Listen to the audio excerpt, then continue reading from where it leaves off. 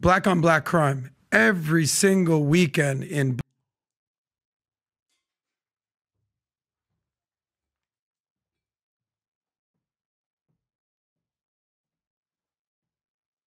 Are you not value-tained?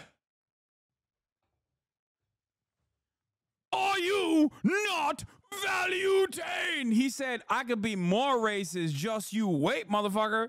Woo! I love these kinds of arguments because it, like, genuinely shows. I don't accept them. You don't accept Israel, the state of Israel? No, I don't accept them taking care of me getting in. That's no problem. The problem is when you go in Israel, it's not about going in Israel or not. It's that the fact that they really show you a terrible time. You go in.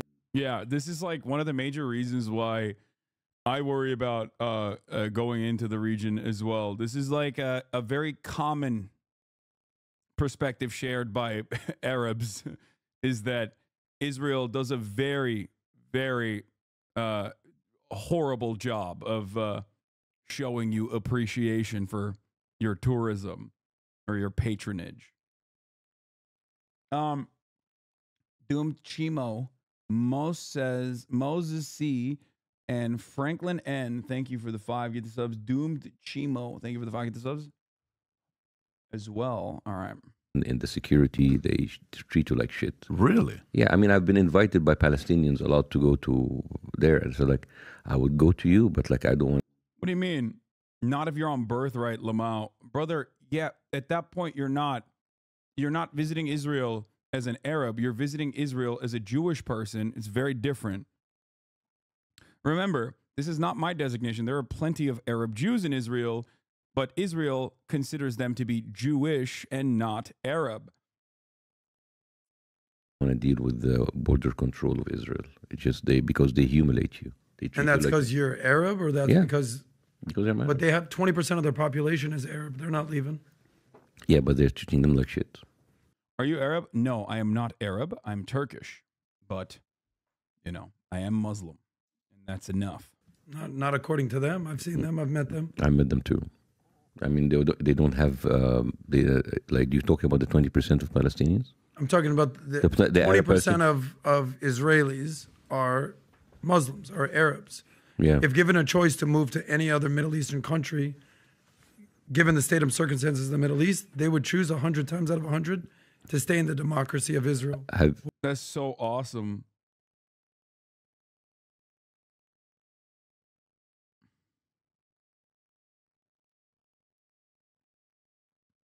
That's so great.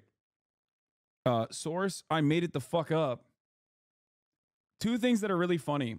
This is, by the way, the same attitude about, like, America, too. It's like, given the opportunity, plenty of people would live in America instead of the countries that America bombs. And it's like, yeah, you know what would be better, though? If America wasn't bombing those other countries, and then people could just, like, live there on their own without America interfering in their affairs. I'm certain that plenty of people would much rather live in a circumstance where America is not bombing their countries. Okay? It's also a ridiculous statement to make, especially when you have millions of Palestinians who willingly choose to live under the Israeli occupation despite the circumstances, despite Israel's best efforts to make them not want to live there. They personally still choose to live there because that is their ancestral land. They withstand the tremendous amount of oppression that they are subjected to, specifically in the West Bank. I don't know if you know this, but it is very difficult for Palestinians living in the West Bank to return back into the West Bank if they leave the West Bank.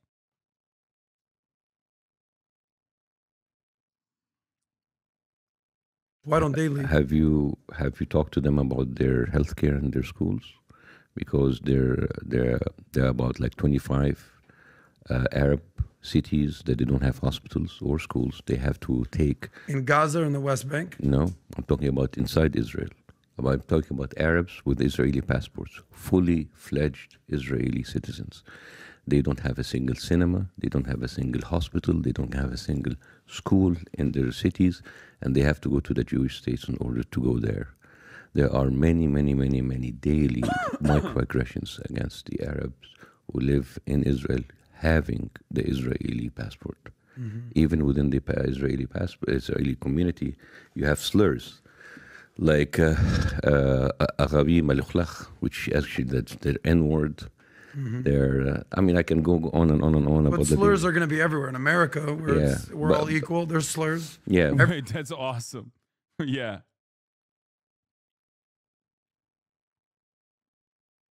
That's awesome. America, notoriously not racist country. Which, by the way, once again, America is also notoriously a racist country, right? However, having said that, and I stand by the statement that I've made time and time again, the conditions of Palestinians under the Israeli apartheid rule is far worse than the conditions of racism that black and brown people are subjected to in the United States of America. Just want to point that out for those of you who don't comprehend this, okay? And we talk about bettering the conditions of our fellow Americans that are marginalized, discriminated against by the violent, oppressive structures of our white supremacist criminal justice system, for example, the violent, oppressive constructs that we are subjected to under the auspices of capitalism. We talk about that all the time here. Something to remember. Every day I get called a dirty Jew. You think I'm crying? No, I bet like every day here, if you find someone's like nigger, that would be basically 200 years of America. Exactly. But that was insane. Okay, what the? Okay, that was wild. Did not know that that was coming up. That's insane that he just said that. That's crazy. Bro, did he do a tactical N-word deployment to show that the word doesn't hurt him? Is that what it is?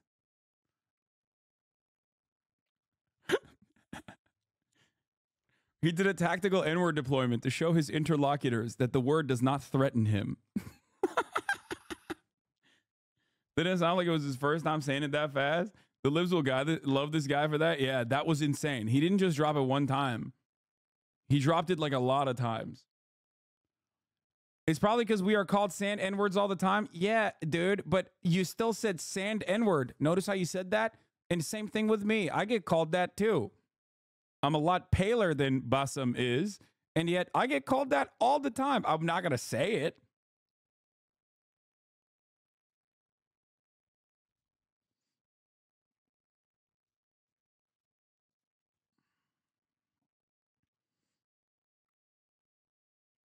He machine gunned it? Yeah, he said it like he was the advisor to Richard Nixon and Ronald Reagan. You know what I mean?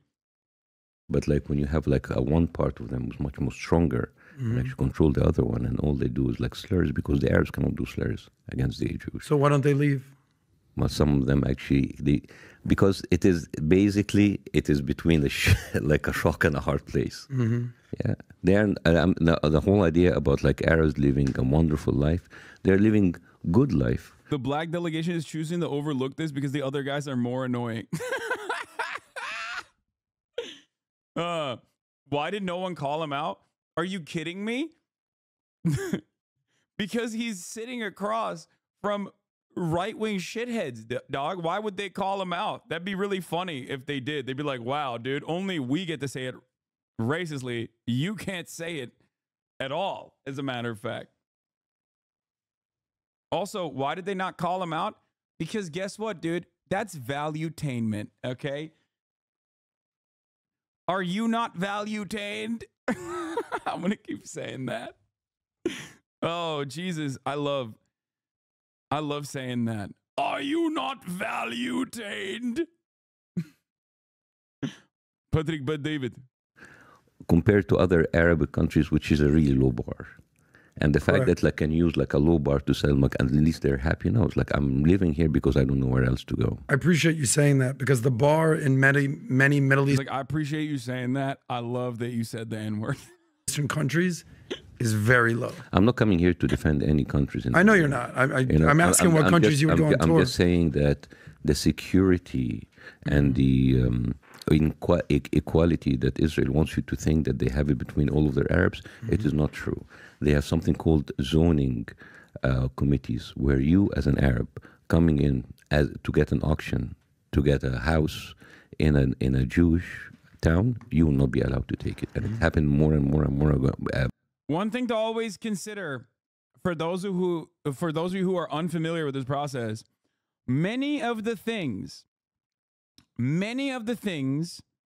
that Israel does, okay, in its daily maintenance of the apartheid regime are so brutal, so gruesome, and so openly, indefensibly racist that when someone describes them to you, at first, it is perfectly normal to go, hold on, is that real? Okay? Especially because you probably never heard of these things before, because guess what? The American media never covers it. Okay? So when you hear that, you go, what? No, this is the only democracy in the Middle East. What are you talking about? Okay?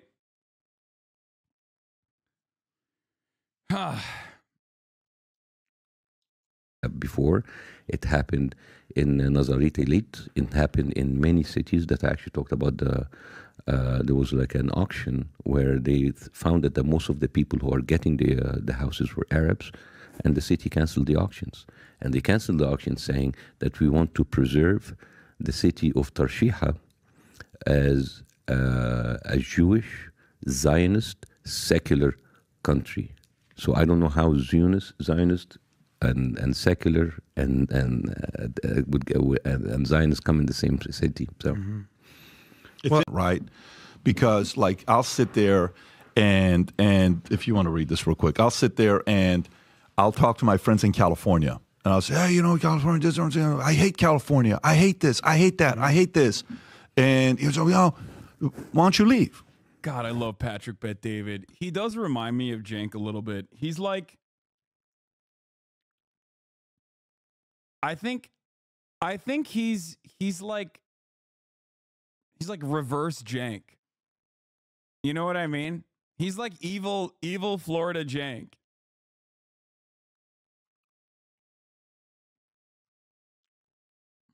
I can't leave California. Why can't you leave California?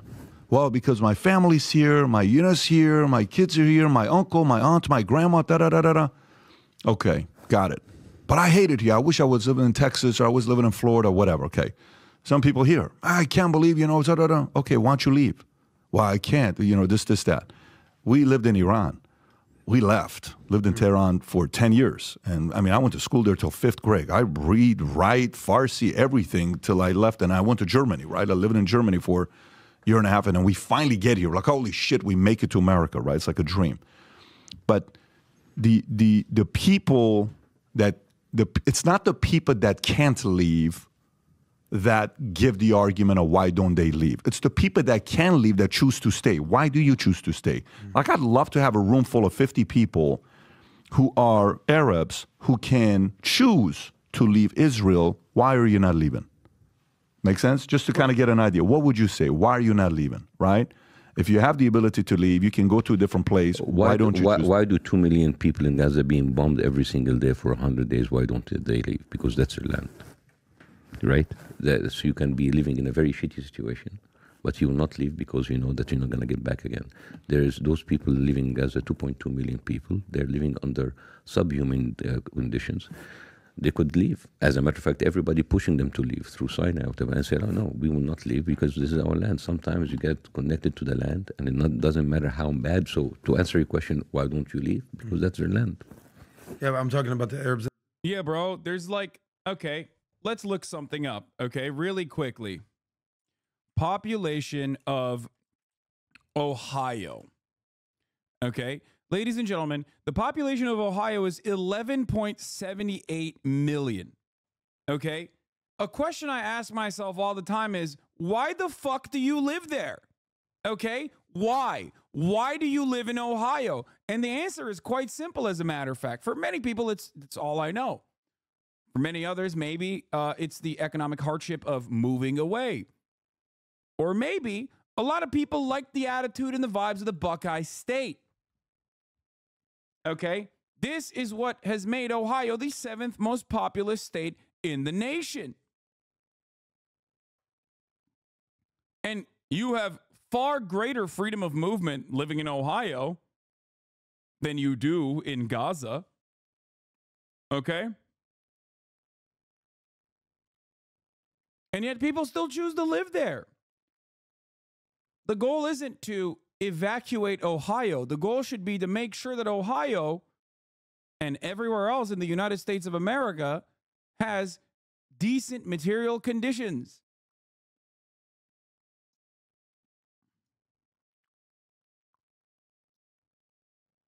This is why I absolutely despise when people turn around and tell me, a person who chose to live in the United States of America, that if I don't like it, I should leave. And I hear this in different degrees, right? Different seasonings. Sometimes people will say, if you don't like it, leave, brother, you Muslim man, terrorist. And then other times I hear it from liberals who say, well, I hope you go and travel to Gaza so you can be obliterated by a Mark 84 rocket. Or I hope you go and travel to Yemen so you get obliterated by, yet again, this time a Mark 82 rocket. Now, notice how both of those rockets are American manufactured. It's very odd. Something to consider. And the point is, no, man, I'm an American citizen. I want to make America better. Like, that's my goal. Why are you sitting around and just saying that, no, things are good the way that they are? Let's not improve them. And if you don't like it, then just fucking leave is ridiculous. It's unpatriotic to say such things, okay? That's right. I want to make America great again, baby. Hell yeah.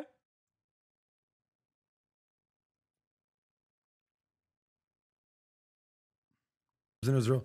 But Yeah, because they consider that still their land. Yeah, but there's so many different ways we can have this conversation. But everything for me comes down to socioeconomics, okay? To me, I'm always wondering, why is the Palestinian plight at the forefront of the news?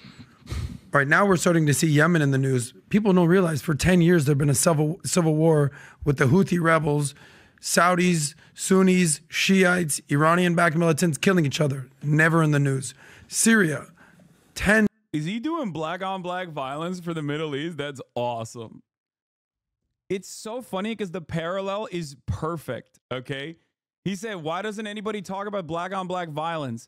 And it is really, really, really, really funny to make this to say this, because the exact same reasons, first of all, the exact same reasons why there's so much conflict in that region is identical to the reasons as to why there is, violence that occurs and violent crimes that occur in places where there is a above average black population. It is white supremacist conditions that have caused chaos and ripped through marginalized populations, leaving them underserved. Now, of course, the what about black on black violence argument is also obviously ridiculous because, once again, the percentages for black on black violence is identical to the percentages on white violence. Now, what does that tell you? The only thing that tells you is that people kill those in their immediate proximity, and America is a very segregated nation still. There you go.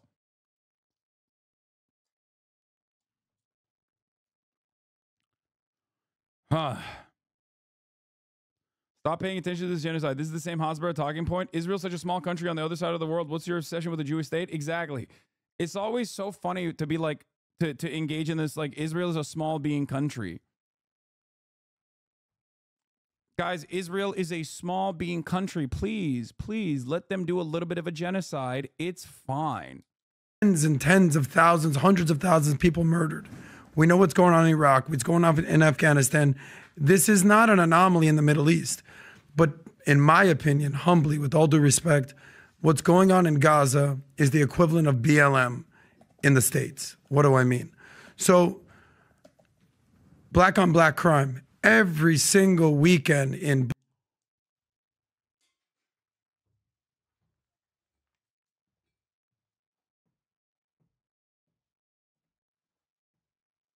Are you not value-tained? Are you not value-tained? He said, I could be more racist, just you wait, motherfucker. Woo! I love these kinds of arguments because it like genuinely shows to the people that watch, just become a grifter, dog. You got that shit unlocked. This is why I tell you, I can be the GOAT. Okay? I can be the best racist. Oh my Lord. Oh my fucking God, brother. God, people that say Hasan is a grifter, Hasan is a grifter. That's why I'm taking like deeply unpopular positions that I genuinely, you know, believe, like seeing the humanity of people that are being bombed into oblivion, understanding where they might be coming from. Oh my Lord, dude. Oh, God, I could be so good. I could be so good to you, conservative movement in America. Oh my Lord. And God damn, all of those people who fucking hate me would be such fans of mine too.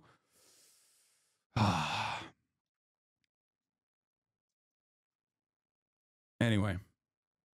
Baltimore and DC and Chicago, you name the city, there's black on black crime. Let one cop kill a black guy, George Floyd, national, international. Yeah, I love that he is exactly.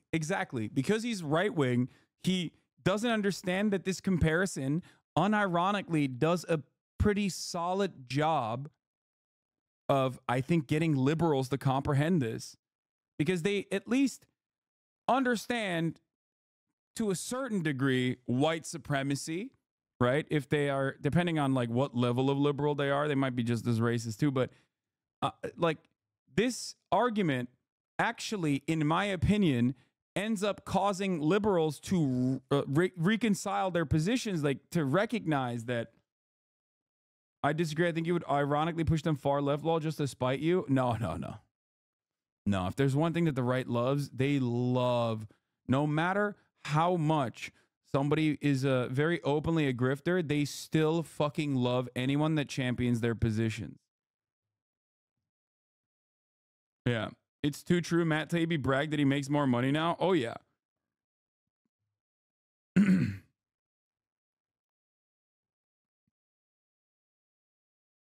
you understand? Positioning Israel as the cop in this conversation and talking about why don't people talk about black on black violence is actually a great way to get liberals to understand the situation immediately, because it is a domestic policy issue that they kind of comprehend. National news. In the Middle East, Yemen, Syria, Lebanon, you name it, Iraq, every day, Muslims are killing other Muslims. A lot of it is Islamists, fundamentalists. There's no marches, there's no protests, but there's also not true. Okay. This narrative, once again, this narrative is ridiculous. And it's just pure racism. What do I mean by this? Let me tell you.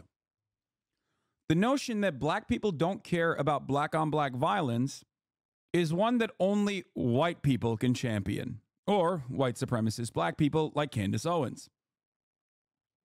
The idea that there aren't local community organizing happening that seek to try and make the best of the awful circumstances they're dealing with in the United States of America is silly. Moms Against Violence, I believe, is one group. There are so many people in black communities in the United States of America that absolutely try to combat violence in their own neighborhoods. Nobody's protesting about black on black violence is a ridiculous notion. just as claiming that nobody is protesting in the Middle East about violence that Muslims are engaging with one another is also ridiculous. It's ridiculous. Of course. I mean, there's the Arab Spring is one great example of this. Okay? The issue, however, is always not revolts or revolutions that are happening internally. The issue is an outside superpower meddling in the affairs that always ends up leaving the country that America is interfering in rubble. Okay? The greatest example of this is Iraq. One of the most famous examples of this is Iraq and Afghanistan. Afghanistan is a civil war.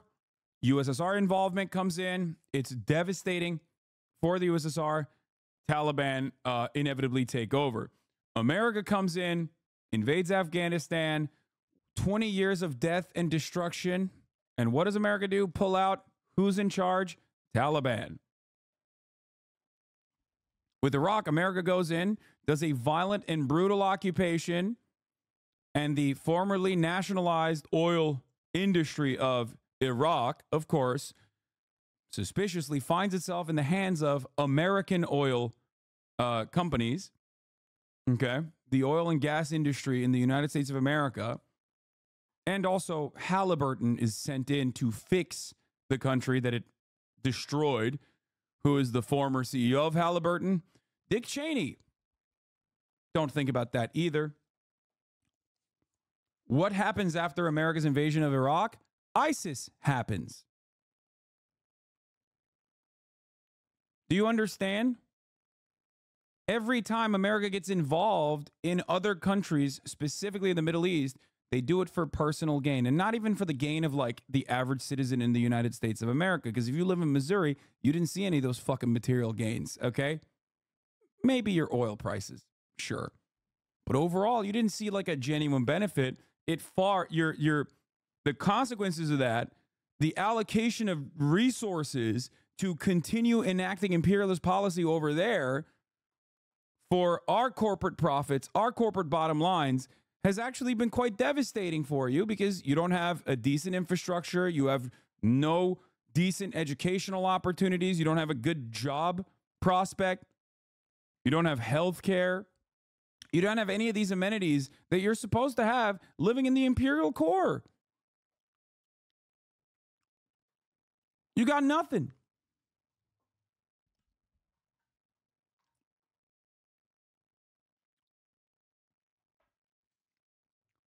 Some of the super profits do trickle down, living in the imperial core, being a part of the labor aristocracy. That much is true. Liberals recognize that reality, and especially liberals who defend American imperialism recognize that reality and continue to vociferously defend American imperialism for that reality. Okay? That's the whole concept behind, like, you know, you can't get 20-cent bananas unless you just keep doing destabilization. Sorry. Sucks to suck. That kind of thing.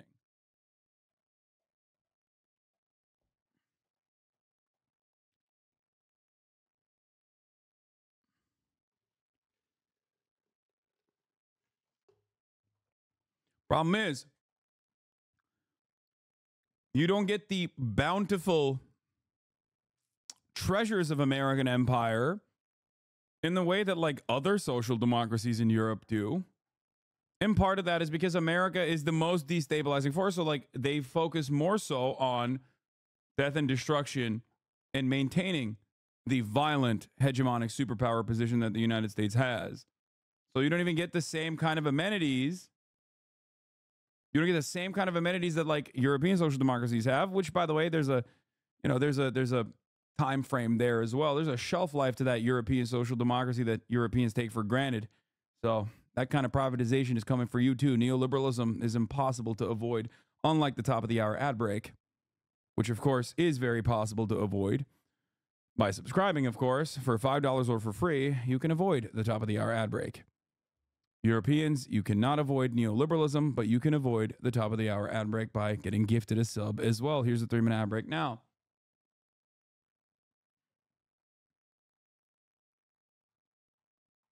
Americans are significantly wealthier than Euros, even clipping the extremes. Okay, so here's the problem.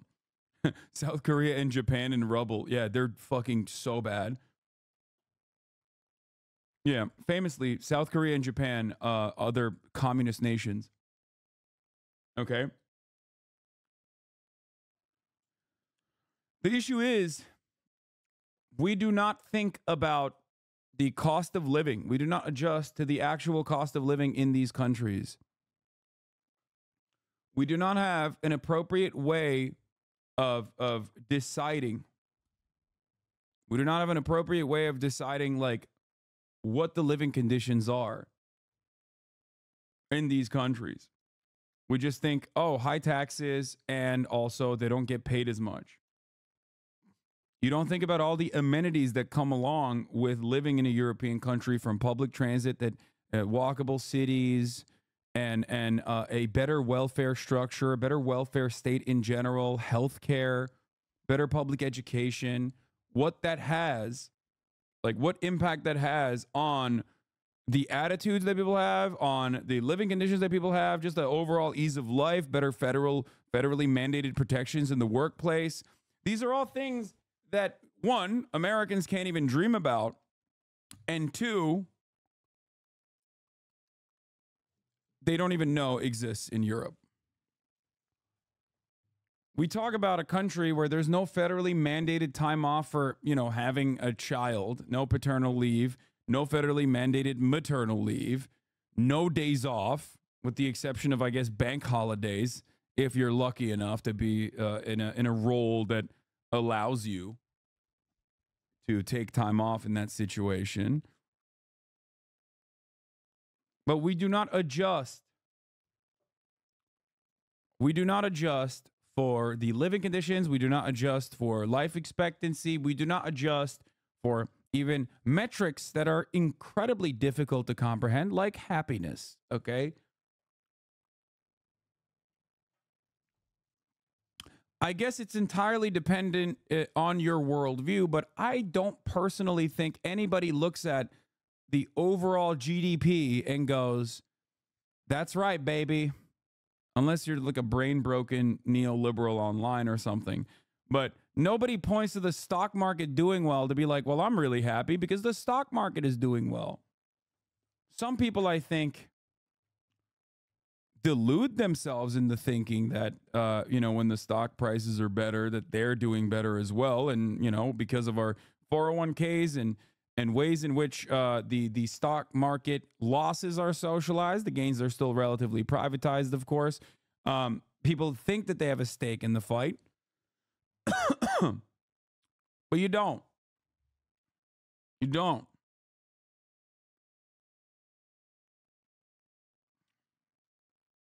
Rainy draws a lot. Thank you for the 10 gifted subs, by the way. And also, thank you, Phil Aesthetics, for the 5 gifted subs.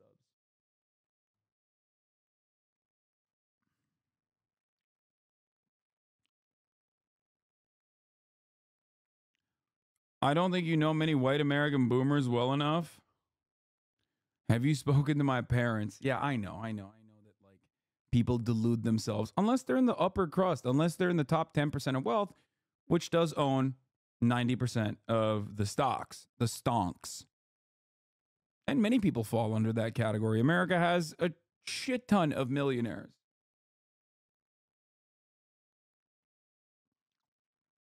Okay?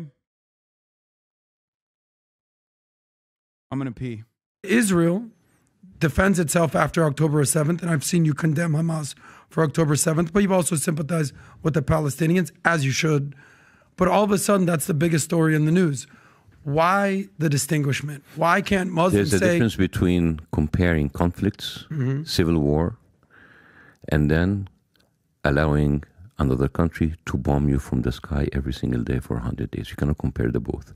And actually, your tone of voice, when you say, oh, there is like black and black, Arabs killing each other, in your undertone is saying, yeah, they don't deserve to live, so let's Israel kill them. 0%. This is exactly what you're saying. No, this is what you're saying. That's not what I said. No, this is what it's saying. I asked a question. You're reading into my tone. You have absolutely no sympathy for the Palestinian killing because that's not true at all. Don't put words in my mouth. No, seriously. I 100% have sympathy. Your entrance into this conversation is extremely racist because you say, well, the Arabs have been killing each other. First of all, the Arabs have been killing each other. These are called either proxy wars or civil wars.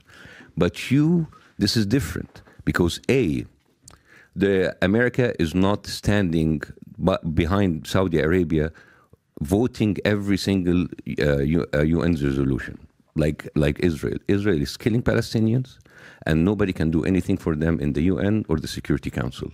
Right? You can talk about how Saudis are killing the Houthis or the Yemenis or how Iran. But when they go to the Security Council, America doesn't use the veto. You know how many vetoes did America use since the inception of the Security Council? How many? Tell me. 88. How many of those were they used in order to protect Israel from a veto? 0. 56. Oh. 0. The superpower of the world over 50 years used more than 65% of its veto power to protect one country. You cannot compare both. So why do you think that is? Why is Israel so aligned with Israel? I'm sorry, why is U.S. so aligned with Israel over Gaza? I don't know. I know. Just say what it is. What do you mean? Like, that question is only a trap if you're an anti-Semitic person. Okay? You missed that he called him racist? Oh, he did? Israel based, he knows, why is Israel only aligned with Israel? Yeah, it's a really simple answer. One that I've answered 1,000,000 times over.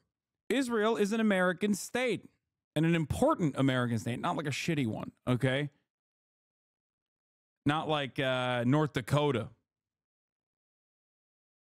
Like a cool American state that America cares about. There's a lot of commerce, okay? Not one filled to the brim with motherfucking cows. Israel is an American state that is a unsinkable aircraft carrier with its own tools of espionage that is smack dab in the middle of a resource-rich region. This is precisely the reason why. Precisely the reason why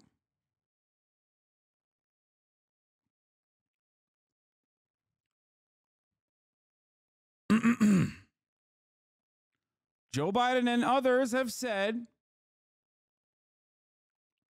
that if Israel didn't exist, we would make it. That's it. We would create it if Israel did not exist. We'd make a new one. I mean, there's like a million. Ask yourself. There's a million. Why? So why? I want to know. Tell me, because they're white like them? Are they allowed to put people Who's up? white? No, I don't like this. I don't like this argument. This is where there is always let me tell you something. This is why there is always a deviation between liberals, and Bassem is a bit of a liberal, and socialists and leftists of the of a different variety. Okay? When did Brandon say we'd create Israel? Wow, so many people are unfamiliar with this. That's crazy. The Jewish lobby and military interest? No, man, it's not the Jewish lobby. First of all, AIPAC is not the Jewish lobby. You are missing the forest for the trees. Okay? You're missing the forest for the trees. And, you know, teetering on what I would say, well, not even teetering on. If you're unfamiliar, I'm going to be as charitable as I possibly can. What is anti-Semitic? Okay? No. Oh, shit. Iraq. No. Would you ever? Where the fuck was I? Where? Oh, shit. Compared to other Arab countries, which is a really low ball. They're living years against stronger. 100 years old, there's slurs. Oh no! Where was I? Where was I? 2736. Is that where I was? Oh, did it actually? Because they're But they have 20% of their population is Arab. They're not leaving. Oh, okay. There it is. Yeah. Okay, good. Wait, no, that's but not they're true. chicken. I was on 37 minutes. The country that would kidnap little kids from Yemeni Jews in 1950 and then take them away and then tell their parents that they die. And they did that in order to instill Semitic DNA in their population. That's why DNA testing is not allowed in Israel. So are you pro-Islam? Are you anti-Israel or both? I'm not What does that mean, pro-Islam? pro anything. I'm pro humanity, man. So am I. So am I. It doesn't matter my religion is. I don't care actually, and I can give you 100 things I can tell you about Islamic countries that they do wrong. So but what happens is right now is that the people who are bombing people only every single day, they are not Yemenis, they're not Houthis, they're not Saudis, they're Israelis. For 100 days, they have dropped almost 3 nuclear weapons on an open air prison, and all because of Hamas. Dude, if ISIS was already there, you have no excuse to kill 30,000 people. You can't say words like nuclear weapons when it's not true, Bassem, and you know that. The equivalent of 3. No, I can't. So now they're dropping nuclear weapons? That's what you're trying to sell me on this one now? I said like they're dropping the equivalent of 3 nuclear weapons. So how many people have died in Gaza? 30,000 people. Okay, according to Hamas. Obviously, UN gets their number from Hamas. So but do you have a number that you trust? No, I don't have any number that I trust, but I'll take your word for it. I don't think that sounds... So how many? How many? Hundreds of thousands of Muslims have died in the Middle East. How many people in Israel died in October 7th? According to the numbers, 1,200. But according to who? But the numbers are still being counted. According to whom? According to the IDF. Oh, but I don't trust the IDF. Whether you do or you don't, those are the numbers that we're working with. Well, I'm giving you 30,000 people died, and you said you don't trust them. So what? You are the... Who do we trust? That's not what I said. I said according to Hamas. Yeah, but so like whether I believe the numbers... When you say according to Hamas, it's like it's the undertone that you don't believe the numbers. With all due respect, you're missing my point. 30,000, other than the Hamas fighters, because I will stand to kill these people. I hope 0 civilians die. But we know what happens. But they die. Of course. Every day. But let's go back to my initial question. Let me ask this question and then you can stick to my... How do you think how many... But what about the 100... 0. Should stop? 0. But they're killing it. Okay, but that's not my point, Bassem. My point is this. 30... How many can I ask lost the question? their limbs? Can I ask the question? And then you can have the full response.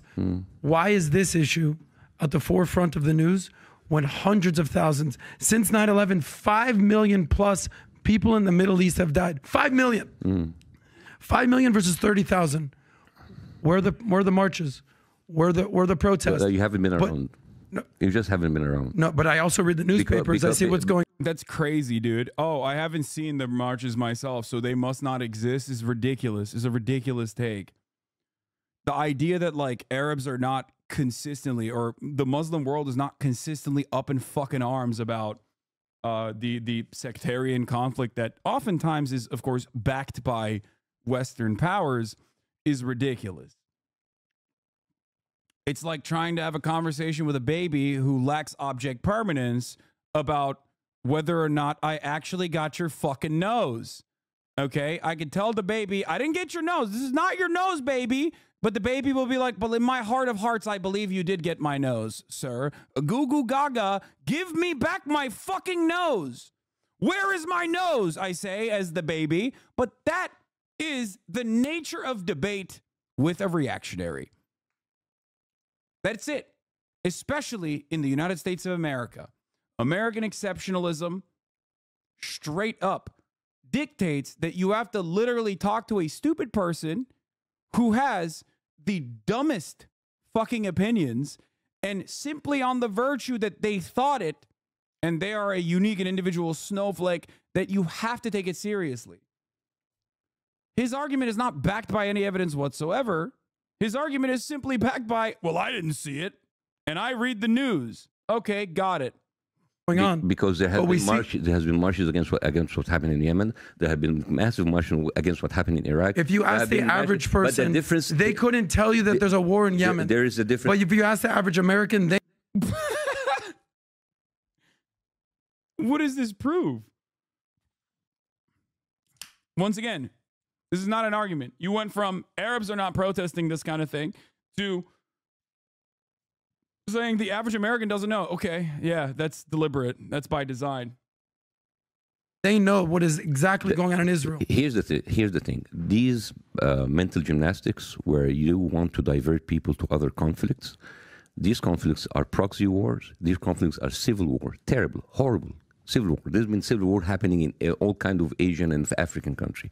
The only difference is that that is a foreign country invading another country, like exactly Russia invaded Ukraine, and then everybody is sitting there. All they ask is ceasefire, because one of the people in that conflict is a country that has been financed, given money by the U.S. It is considered as part of the free world because they're secular, because they are democratic, and they are committing war crimes every single day under the eyes of the United States, of the UN, and the Security Council. And that is why it is different. Fair enough. So civil wars are totally okay. If it's a civil war, don't look. Those are people just doing their thing. Did I ever say that civil war is okay? But you basically equivalized. Let's have a civil war, 5 million people die across the Middle East. Yeah, it is terrible. It's no big deal. Usually the civil war is really supported by like two proxy people, and they're like killing each other, and it's terrible, and they're trying to do it. And at the same time, those people are not just like killing them, they're killing them, wanted to push them out, openly saying that we are going to push the Palestinians into...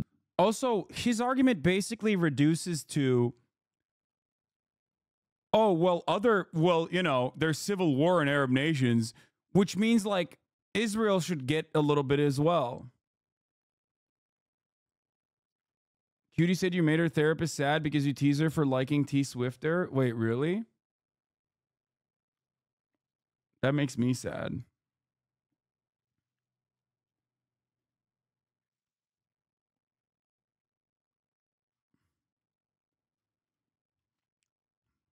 This is a ridiculous way to approach any subject, by the way. Not the cutie situation, obviously. That one, I shouldn't have read that. That just like broke my train of thought pretty aggressively. Harder than the top of the hour ad break breaks my commentary and the stream for those who are unsubscribed because they see a 3 minutes worth of ad breaks instead. Now, of course, if you were to subscribe, then you wouldn't see that.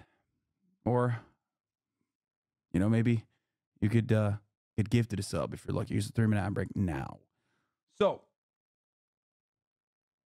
isn't that Israel's defense of the ICC? Serbia did genocide but not convicted, so we can do, for the ICJ, that was the defense, kind of. That was part of the defense.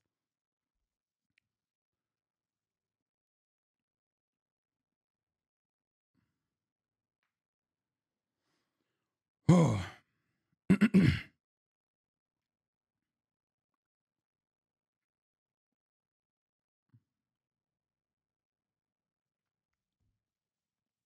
A cap for cutie. Thank you for the 5 gifted. Felonious. Thank you for the 5 gifted.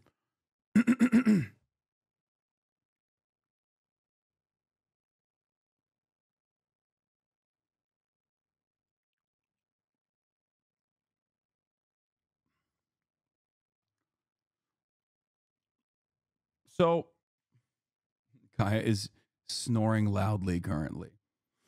I forget what I was talking about.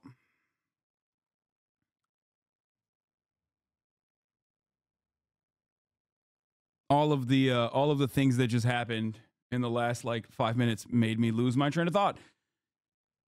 I think I was talking about this guy's argument devolving into, well, other guys get to kill each other. Why can't Israel kill some of these guys too? Which is silly. It's silly. Because you've moved away, you've moved the conversation away from the main point of contention, is people or not. I don't believe it's good.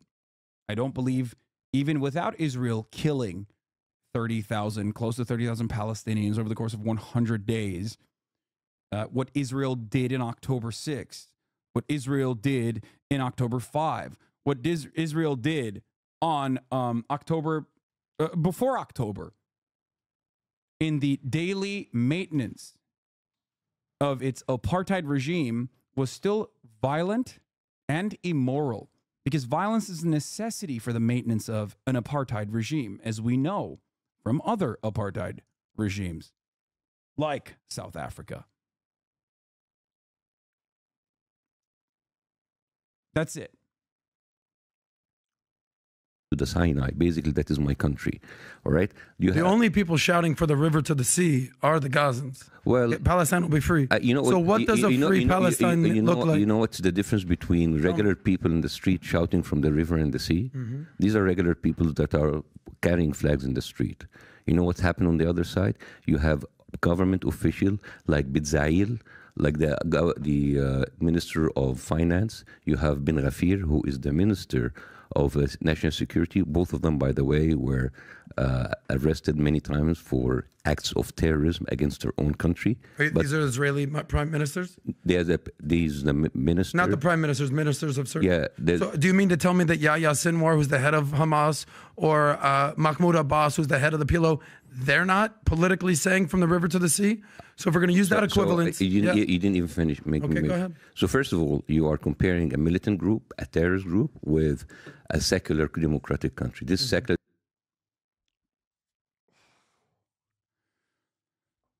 The from the river to the sea conversation is one that I've had a million times over. I'm sorry, but on the one hand, you're trying to justify Israel's real genocide. On the other hand, you're talking about words being genocidal. Okay? It's mind-boggling to me how you can simultaneously defend very real ethnic cleansing that is happening in Gaza while also saying, you know what the real ethnic cleansing is? When people who are being ethnically cleansed and their supporters say that they dream one day of freedom, okay? That they yearn for freedom. That slogan is the real ethnic cleansing, of course. It's like someone beating the shit out of you, okay, and putting you in a coma and then complaining about how your hand hurt in the process. It blows my mind, except much worse, okay? Literally much worse.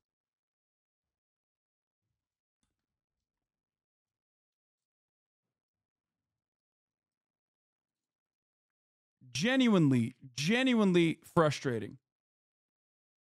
You are a liar. That analogy is too kind. I would just like to say thank you for your commentary and coverage. I'm enjoying your reaction to Bassem. Can we please watching? Yeah, I already ran the ad break already.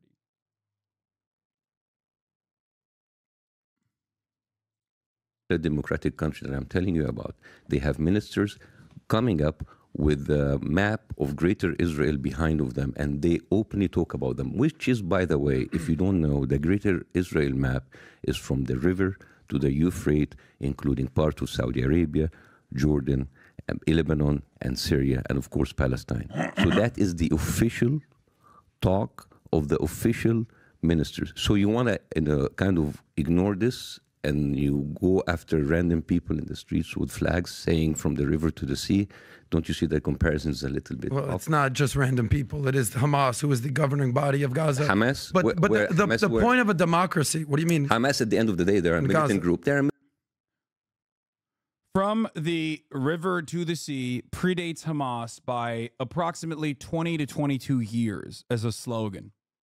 Okay? The Hamas charter, written in 1980, Hamas developed, I guess, in the 80s. And then its original charter featured this slogan because it is the popular emancipatory slogan of Palestinians. Okay? Them putting that slogan in their charter does not change the historical reality. Okay? I mean, they also say free Palestine, right? And we personally understand that saying free Palestine, unless we are weird, psychotic, rabidly Islamophobic, racist people, we understand when someone says free Palestine that is a valid demand.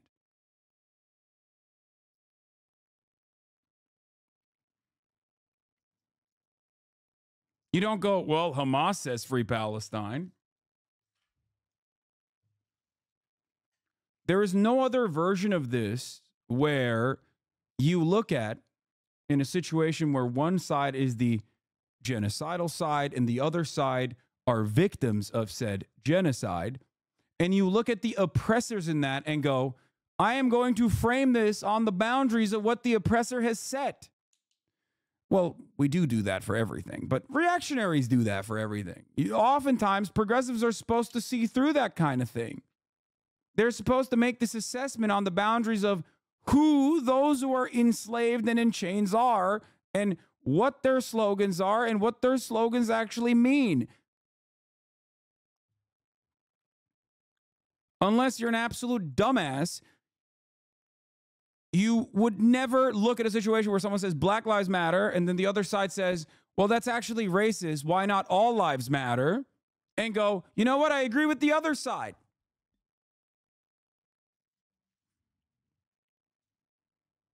This happened in America. There were plenty of liberals who were like, oh, yeah, I don't know. I mean, all lives do matter. What's up with that? Oh, white lives do matter. Why can't we do that? And guess what happened? Guess what happened?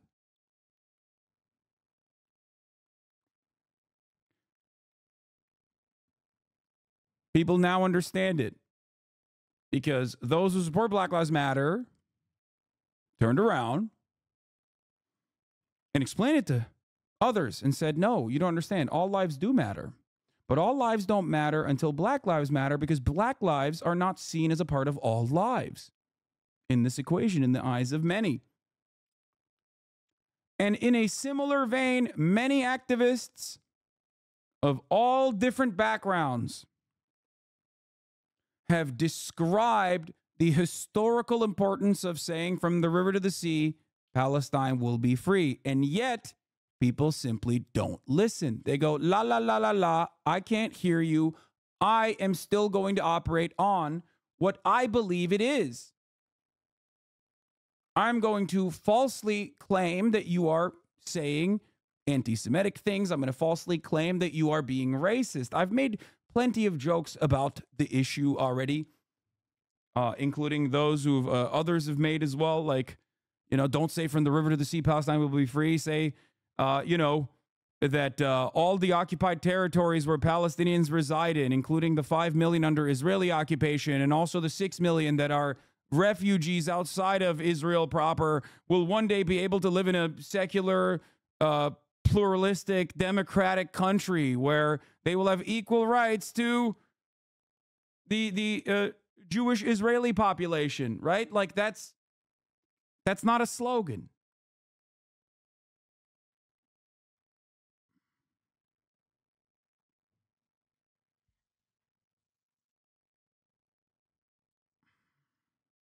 Militant group. They're ISIS. You don't take them seriously. Militant group. Don't take them seriously. They're the leaders of Gaza, Bassem. They were elected in 2006, and as your joke said, a 30-year... 2006, when nobody actually was alive by then. Like now, like people there, how many people were alive? 50% of Gaza was not alive in 2006. So if you did an election right now, they're not going to be the rulers of Gaza. Yeah, but you didn't do an election. That's the point.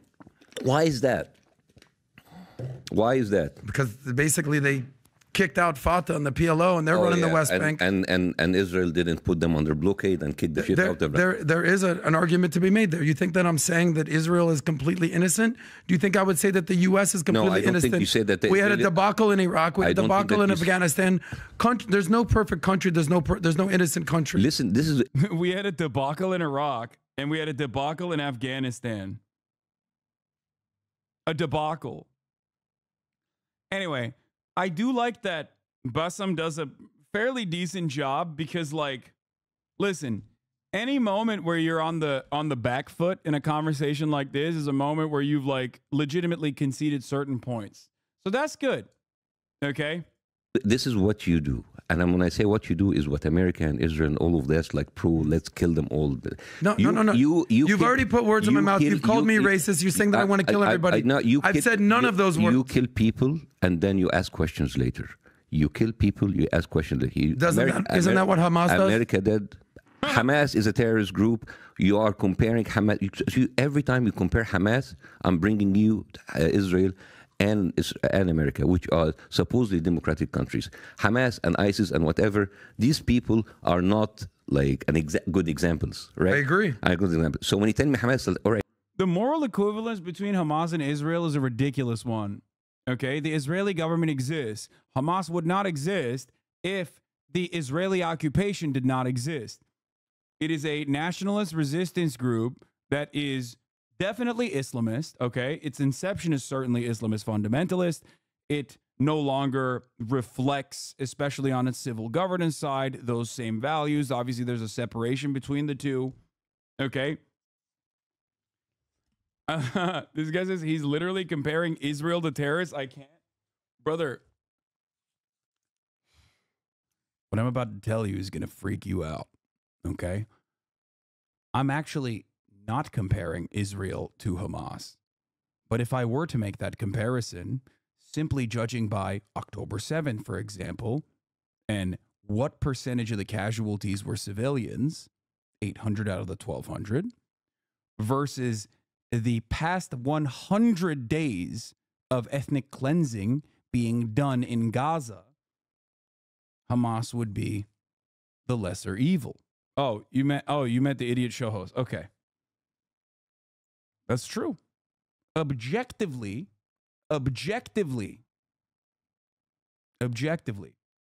if you were to equivocate the two, well, notice I'm not yelling at this person, okay? Guys, bro just parried you? Yeah. Leave Patrick Long, he's one of us. Guys, a new year, new me. New year, new me.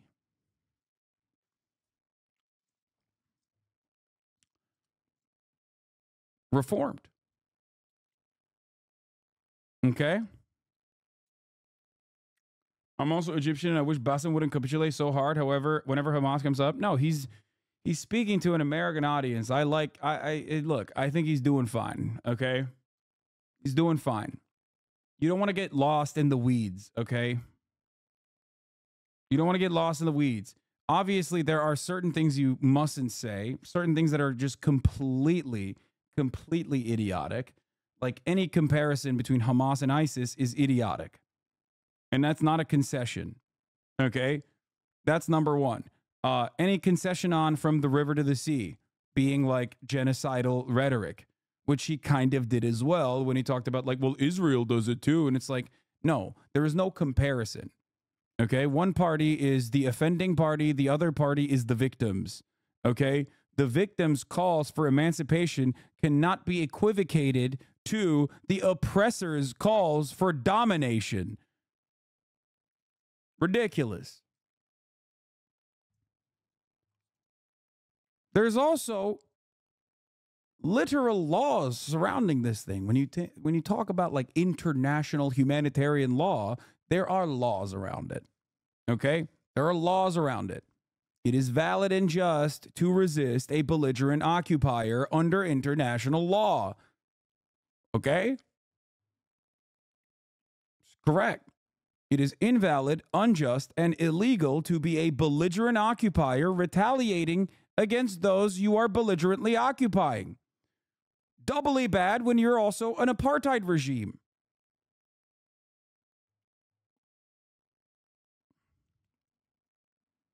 It's ridiculous.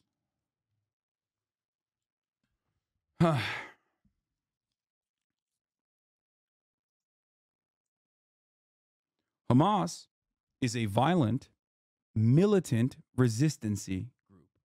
Okay? Their goal is to end the Israeli apartheid and the Israeli occupation. Not agreeing with their politics and not agreeing with their methods does not change that reality. And I say this as someone who has condemned October 7, for example. Okay? I say this as someone who separates what Hamas is doing currently, what the Al-Qassam brigades are doing currently, in a defensive posture against the Israeli occupying force in its operations in Gaza versus the offensive posture. But having said that, anyone who tells you that October 7 caught everybody off guard and it was not expected, it has to be delusional. That's why there are Israeli victims and family members of Israeli victims from October 7 currently suing the Nova Techno Rave. Okay, the organizer of the Nova Techno Rave, for example. That's why there are Israeli family members who demand investigations into October 7 right now. The notion that you can have a non-costly, a cost-free, violent, brutal, dehumanizing, humiliating occupation upon 5 million Palestinians, half of which are in the West Bank and the other half in the Gaza Strip, is ridiculous. This is why I said directly on October 7 that a resistance to apartheid and an occupation is sometimes going to be ugly. Okay? There are going to be condemnable actions. The notion that it is unexpected is ridiculous. Okay?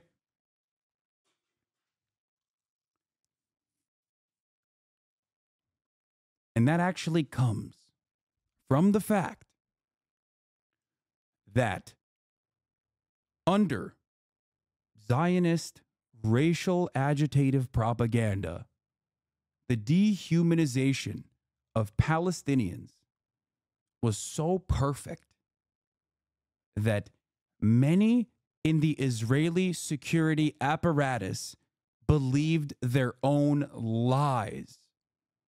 The criminal negligence, the assumption that you can continue putting additional stress upon the West Bank, the idea that Palestinians under the blockade in Gaza have absolutely no way of even dreaming of a violent retaliation against Israel.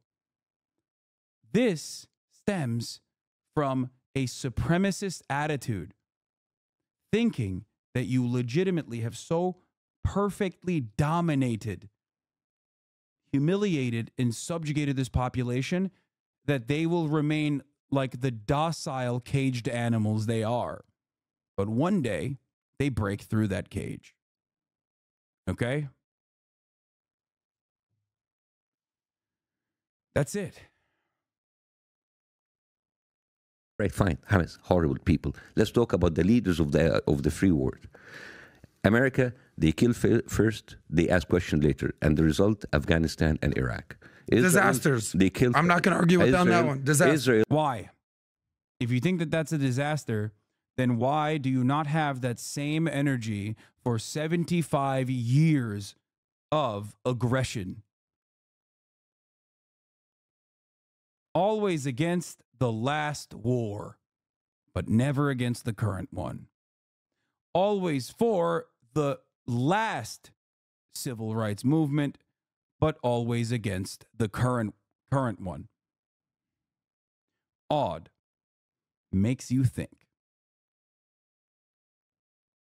Kill later, and then the result, what's happening in Gaza and what's been happening to Gaza, is there's no justification for Israel to kill 30,000 people right now. And all the thing about October 7th, many of them, can you tell me where are the decapitated babies? What are their names? Can you give me the names? You want me to go over every dead, decapitated Israeli baby's name? I think that's No, he's asking that question because it's misinformation, a falsehood that Israel ran with, and a falsehood that Western media repeated without any sort of clarity whatsoever. Journalists have parsed through the actual victims and looked at very public records of those. Okay? Even one dead child is, of course, a horrifying disaster. Okay? It's an atrocity. It's true. And there is a dead child. There was a 10-month-old that died, was killed by Palestinian militancy, as far as we understand it. And she died in her mother's arms. That is a devastating tragedy. That is an act of terror. Okay? 100%. 100%. And that hurts my soul to think about. Just as the 12,000 children that have been ruthlessly slaughtered by the Israeli occupying force is an act of genocide. There's genocidal intent and there's genocidal acts there for all to see. All you need to do is open up your fucking eyes and take a look.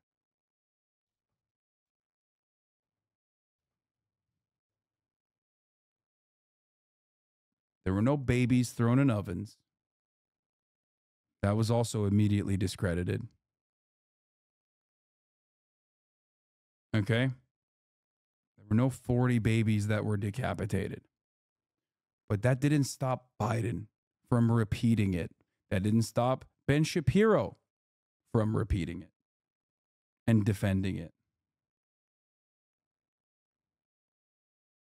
Story was refuted, wasn't it? It was refuted many times. It wasn't real. And it was the biggest story. What's your point? That Hamas didn't kill babies? That I didn't kill women? What I say, if you have There's hundreds of people kidnapped by Hamas. What's your point? No. They're kidnapped, yes. In fact, That you're saying that 1,200 people weren't murdered? If a terrorist group would decapitate people, if terrorist group would burn people, you know what terrorist groups does? They terrorize. They will show them off. Like ISIS, they were burning people in cages.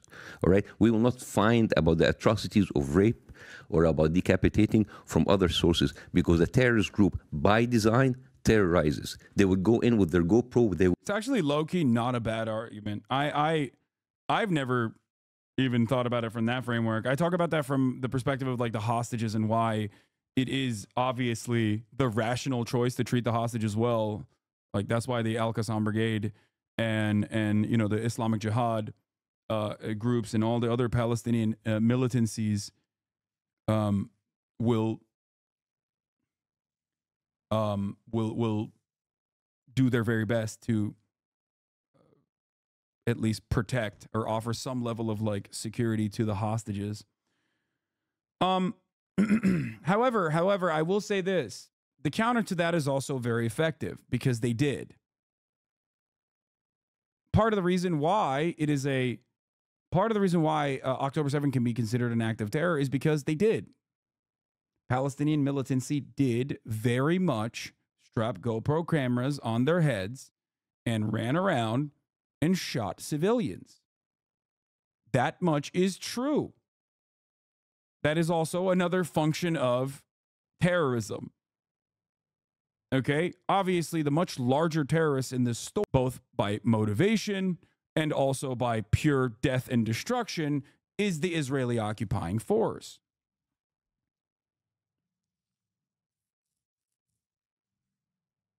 Okay? How come you didn't get banned for simping for terrorists? Brother, I do not simp for the state of Israel, and I certainly do not simp for American imperialism either. Okay? Don't come in here with that kind of nonsense. Don't do it.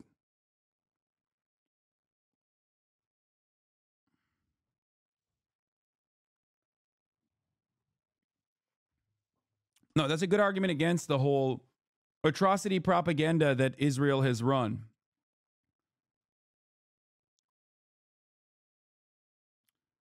The atrocity propaganda that Israel has run to justify the actions that it took immediately after October 7, and they recycle it over and over again. Okay? The reasons as to why they do that is obviously, as you know, to say, look, like the Palestinians deserve what's coming for them, and the Palestinians deserve what came for them, right? Now, having said that, there are plenty of things that those GoPro cameras did not show. Plenty of things. Now, that could be a consequence of the fact that once that border wall was broken, there were also criminal elements that also seeped into Israel proper. Okay? And therefore, they might have been responsible for some of the other atrocities. Okay? That much is 100%. That is 100% something that could have happened. Okay?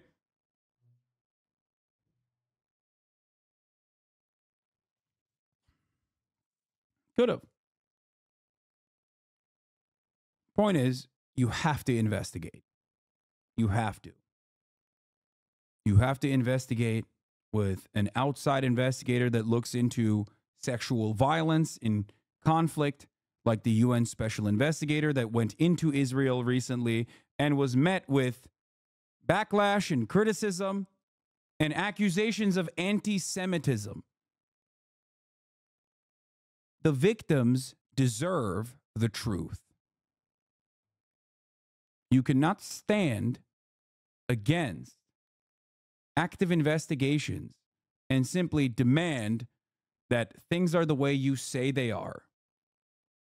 I'm inclined, because of the probability of sexual violence occurring in all matter of militancy and in all matter of violent instances of war, statistically, there is a probability that sexual violence occurred on October 7th. I've said this since day one. Okay?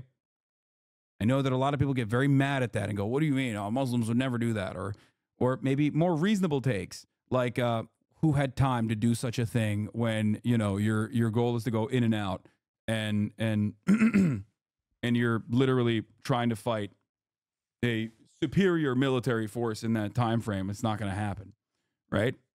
However, it does not matter. What matters is that there needs to be an investigation.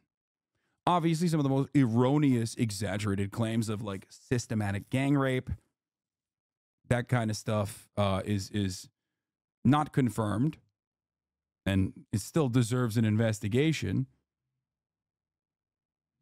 Okay? It's claimed that rape was ordered from the highest levels of Hamas. That part matters. Yeah, no, that I don't think is. This is why I want an investigation. We don't even know what the Hamas soldiers were commanded to do. No, I don't believe that. No, that comes from the classic Israeli not negotiations. The classic Israeli what is it called? When they fucking torture people that they arrest, and then they put a camera on them and they're like, yeah, go ahead, tell us what you wanted to do. And then they'll say, oh, I wanted to rape every Israeli, and also I'm just like Hamas. That is a interrogation that I've seen those footages as well.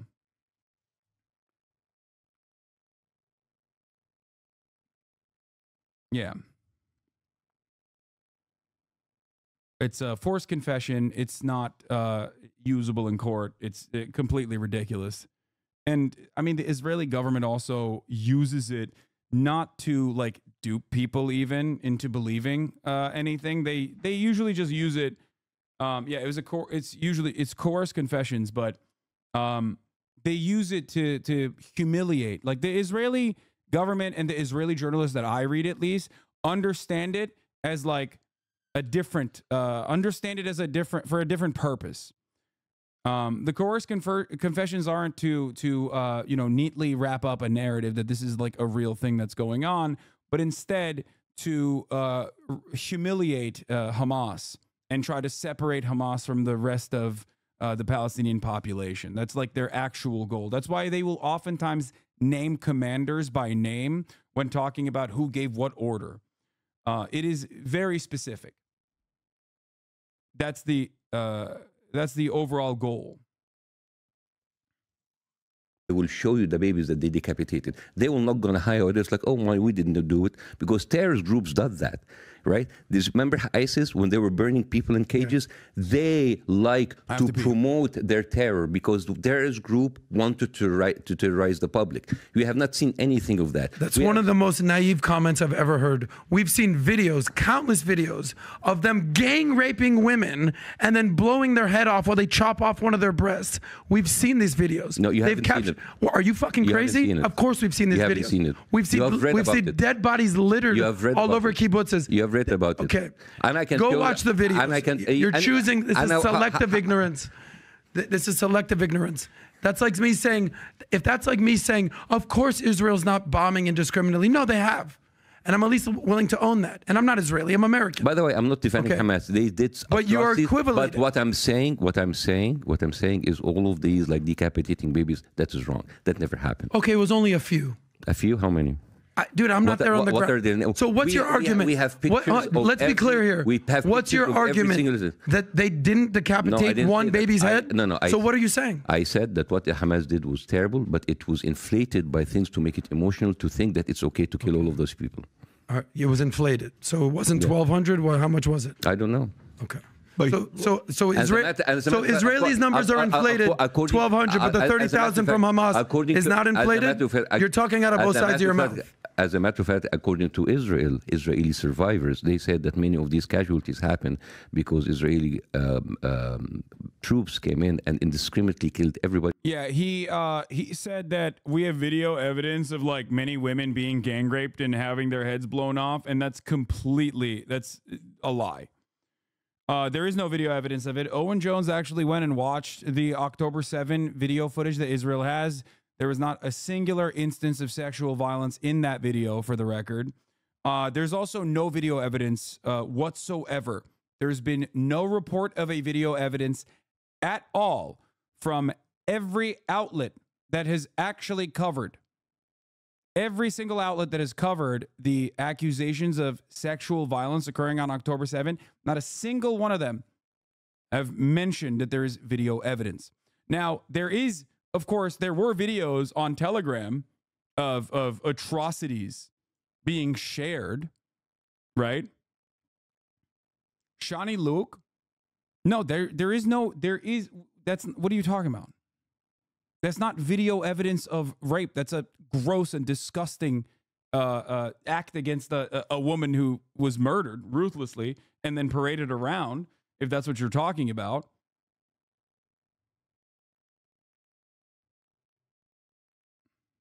But as of this morning,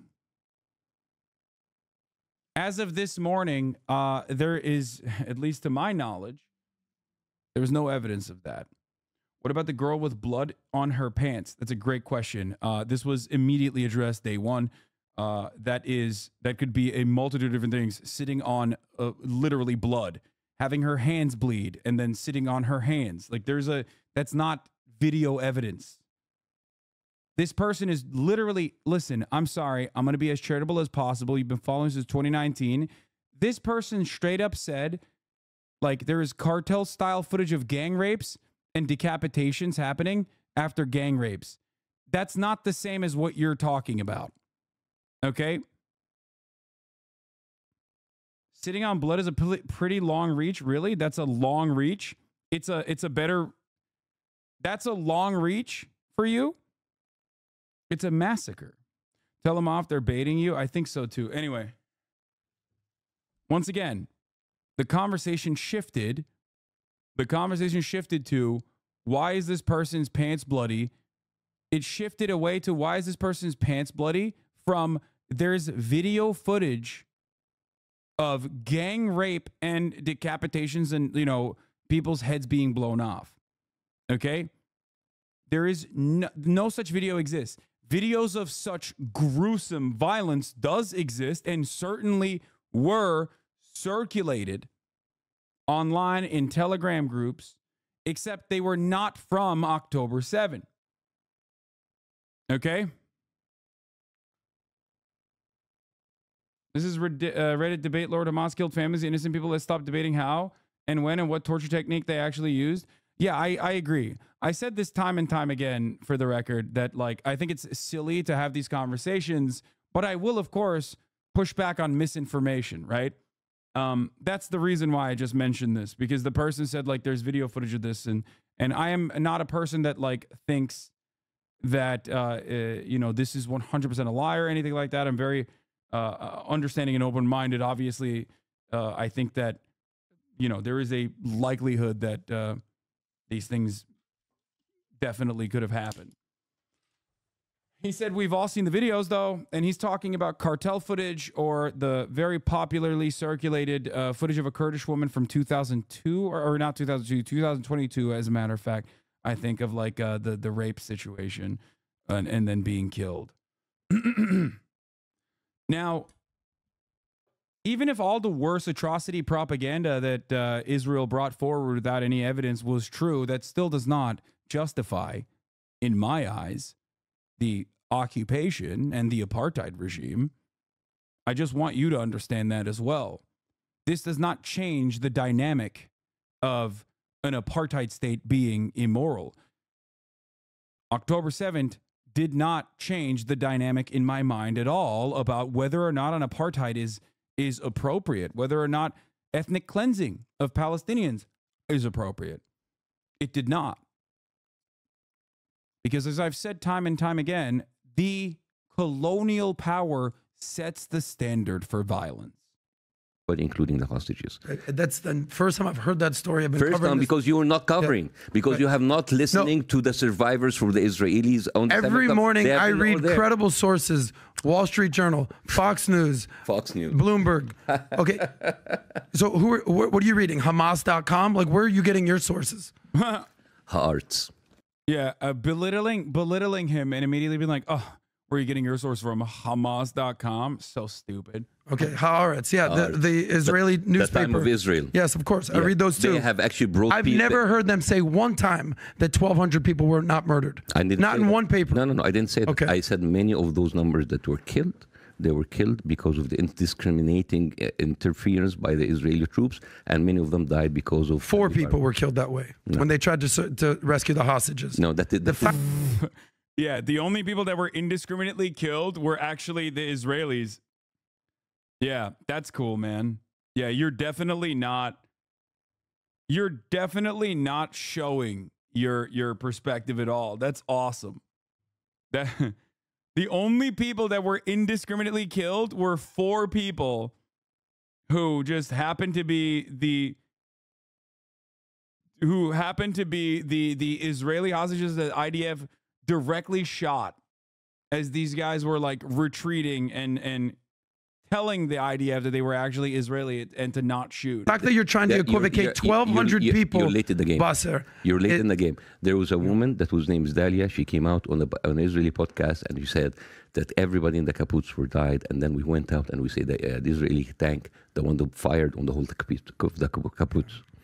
This is bullshit stories. All right. You think the IDF is just coming in and just spraying down kibbutzes? That's like saying American troops are just coming into a conflict here and just spraying down fellow Americans. It's called the Hannibal. Bullshit. It's called the Hannibal Protocol. Look it up. Yeah, we'll look it up. But I think that's bullshit. Bassem, I want to ask you a question. So going to that day, all the stuff that we found out since that day, we found out, Rob, that they knew, apparently they had information intelligence for a year that it was going to happen. The day that it happened, apparently all the... I love these guys, man. I am value-tained, okay?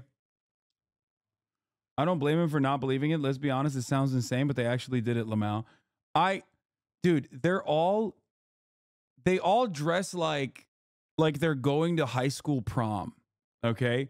The black tie on the skin-tight silk black button-up shirt is so fire, okay? The only thing missing from this is like a teal vest. Like if he had a teal vest that he was wearing with no jacket, by the way, he would be perfect. Okay? They got the lion stickers on their fucking Fiji water to cover the non-sponsored water brand. They all have incredibly ill-fitting, like skin-tight button-up shirts. They all got the fucking TRT vein popping, okay, as they're talking, like insanely high blood pressure. It's so perfect. I love these people. I love this podcast. They are incredible. Wow. Defenses were down. Hamas got to run rampant for 6 hours. Mayhem. They asked, John Kirby went up, and one of the reporters from Fox asked, how did you guys not see this with all the intelligence? And he said, and I quote, now is not the time. since October. It's not what, 3 months? October, November, December. Wait, this guy We're in is- January right now. They still don't know. We saw this thing called the Jericho Wall, where This guy's awesome. Wait, what's happening? Why is he? Israel, a leaked document where Israel already had a plan of what to do with all these, all the displaced people. They want to. I still love them. I mean, it doesn't matter. Even though he's criticizing Israel, I still love him. Okay, as you guys know, I am Israel's greatest defender, and it angers me that he is seemingly criticizing Israel. But having said that, I still love his look. Want to send them all to Egypt and all the countries in the United States. Bibi Netanyahu was on a video saying how he could do whatever he wants in Gaza because Americans are gullible, and he could do whatever on the home video.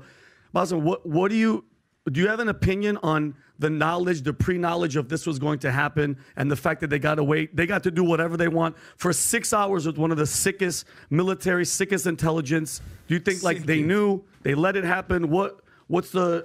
How do you feel about? I'm no military expert at all, but like watching this, the fact. For the record, whenever I see like right wingers criticize Israel, I do get a little worried. Okay, you know why?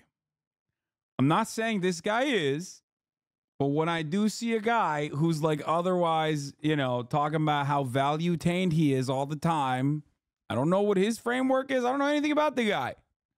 I'm telling you right now, I don't know anything about that guy at all. He was kind of spitting there, but I don't know what other kinds of spit comes out of that mouth. Okay? You said sick like 20 times to the kid yesterday? What do you mean? Please tell me you're not comparing like an American podcaster to a 19-year-old who was born into genocide.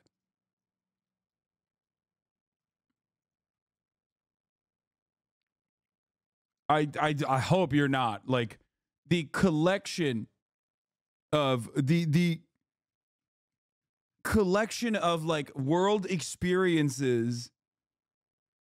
I'm joking. Come on. Oh, thank God. I was going to say like, Jesus Christ, dude. Because like the reality is that kid I talked to, he might be anti-Semitic too. I mean, he said that he does not care what anyone's background is as long as they are pro-Palestine, but it still doesn't matter. I mean, I was prodding a little bit. I wanted to see what he had to say about Jewish people. That they've been doing this for 6 hours, and this is the most guarded border ever. Mm-hmm. I mean, you can't even have a dog pass by without being shot. And these walls has been tried and tested, and the fact that they get in and they continue. Like the wall by itself is 7 meters up, 7 meters down the ground. It's one of the most fortified borders ever. And then you go in, the Apaches didn't even appear until after 6 hours. That doesn't make sense. And you understand like how Israel and Gaza and all of these are like very small. Mm-hmm. These are like very small. This is like a plane can be there in 2 minutes. Mm-hmm. So I don't know. I mean, these are the questions that I don't want to go into conspiracy theories, but these are the questions that the Israeli community has been asking. This kind of failure. A lot of people inside, again, conspiracy theories. I don't want to adopt any of them. It's like it's because of Bibi was having under a lot of pressure from his Supreme Court, so he wanted something to kind of like divert it. And when people want to divert something, like they make a conflict. Mm-hmm. But it kind of like it got out of hand. Mm-hmm. And the fact you can go in lily-willy with very primitive weapons and go inside of Israel and come up. I mean, just a year ago, there were 50 Palestinians that were killed by snipers just because they came in closer to the border. And they were like holding flags. Mm-hmm. So the fact that they go in and you see like all of these military bases empty for the taking and coming back with cars and with people and with hostages. I mean, if I'm an Israeli citizen, I would be pissed. Of course, I want to answer. I would like to have some answers. So I don't know. But Bassem, let's go to the last thing because for me, I'm curious with solutions. Right? Some say, well, this is going to keep happening. It's never going to stop. It's been going on for hundreds of years, couple thousand years. It's going to be ongoing for another couple thousand years. Perfect. Okay, fine. So that's one argument. Now, for the people that maybe are solution oriented and they want to figure out a way to improve things. You said 06, Hamas gets elected because, what it was, but today it wouldn't happen. Today, if they do have an election, who controls the election? Because you were a little bit not elusive. You were not clear about why. Dude, that's sick. Okay. Yeah, I mean, first and foremost, when someone says, when someone who is like otherwise defending Israel asks, what are the solutions then? It's over. It's Jover. It's perfect. That is the best point you can get to in a conversation. Okay? So I just want to point that out, because then you start talking about actual solutions. Then you can talk about the morality of the situation, not the morality of the offensive nature of ethnic cleansing that's happening currently, but also the morality of the daily maintenance of the apartheid. Okay? That's them throwing the towel, boys. That's your time to shine. Whenever you hear someone go, what are your solutions then? Okay? Because from that point on, they're going to say, this is unrealistic. To which you can always respond with, you know what's unrealistic? Thinking that you can get away with doing an apartheid without like these human beings actually fucking getting mad. You know what I mean? Now, having said that, currently, if there was an election conducted today, Hamas, gangbusters, okay? They're winning. The only opposition to that is the Palestinian Authority, and god damn, they are the least popular institution for understandable reasons amongst Palestinians, okay? There is no one that is less popular than the Palestinian Authority. Why? Because they are seen, understandably and correctly by the Palestinian population, as collaborators. They are just simply an extension. They are simply an extension of Israel's violent security forces. Okay? Just a Palestinian face to the brutality. That's it. They give up Palestinian resistance members' positions. They routinely lock them up so they can be tortured. It's unacceptable. Okay? They're completely unacceptable. Their position is unacceptable. That is by design. Israel, again, a testament to Israel's audacity and foolishness to show the Palestinian people year over year that if you collaborate with us, we're going to turn you into fucking prison guards. Insane. You had every opportunity, every step of the way, since Arafat, to show the Palestinians that if you collaborate with us, we are going to give you a life of dignity. And what did the Palestinians get for 30, 40 fucking years? They got death, destruction, more oppression, and 750,000 settlers in the West Bank in that same time frame. Unacceptable. To think that that would come with no cost is ridiculous. We are no longer talking about the morality of the situation, because the morality of the situation is clear, unacceptable, inhumane, gross. But it doesn't work from a pragmatic situation either. This sheer arrogance cannot allow you to continue maintaining this apartheid. Okay? That's it. So, having said that, yes, if there was an election conducted today, I know what the polls look like. I've seen them. Hamas would win. Hamas's popularity always increases when Israel attacks, because in that position, Hamas is no longer seen as the civil governing body that does a relatively piss poor job, all things considered. Let's be fucking real, right? One, because they are living under an Israeli blockade, and two, because, of course, there's corruption there as well. They're not very good at doing civil governance. Do the best they can. Some steal. Some are brutal, right? But when Israel attacks, they are the defenders. When Israel attacks as the belligerent occupier, Hamas, Al-Qassam, Palestinian Islamic Jihad, Those are the people that fight back. Okay? That is precisely the reason why their popularity increases when Israel does attack. Okay?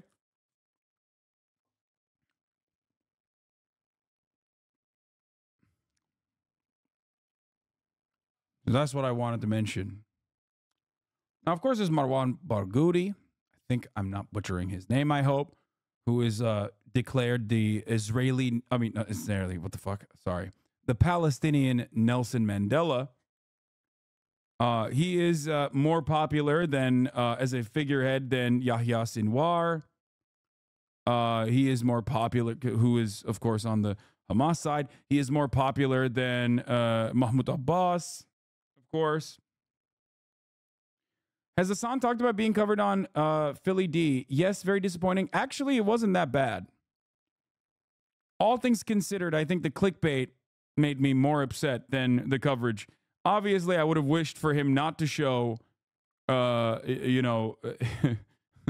reasonable criticism of me by like someone who was just fucking foaming out of the mouth. But I do think that a lot of people will recognize that he changed the title now. Oh, okay. I think a lot of people that watch that video will come away with it going, okay, so this guy is just like fucking psycho. Like his response, this guy's response, unless you're like a live stream fails poster, I suspect.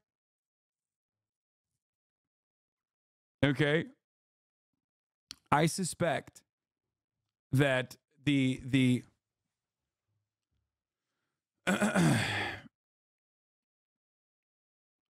I suspect that the people that watch that video and their takeaway is like, oh, this is really, really good commentary and criticism are going to be like Redditors for the most part. Yeah, because he is fucking unhinged. Let's continue. They're not having fair elections today. Who controls the elections? I wish Hamas is not in charge of. I wish the whole thing about the Islamization, Judaism of this conflict is not there, because that is making everything worse. So how do you get the rid whole of idea Hamas? about like putting so much religion on the Israeli side and on the Muslim side? It has actually it is the reason why this conflict is getting worse and worse and worse. It's because now people are like kind of like rooting for the divine, and whenever you put religion in any conflict, this is going to get worse and worse. So the thing is, there is a problem, a fundamental problem for the rights of the Palestinians in the land of Palestine.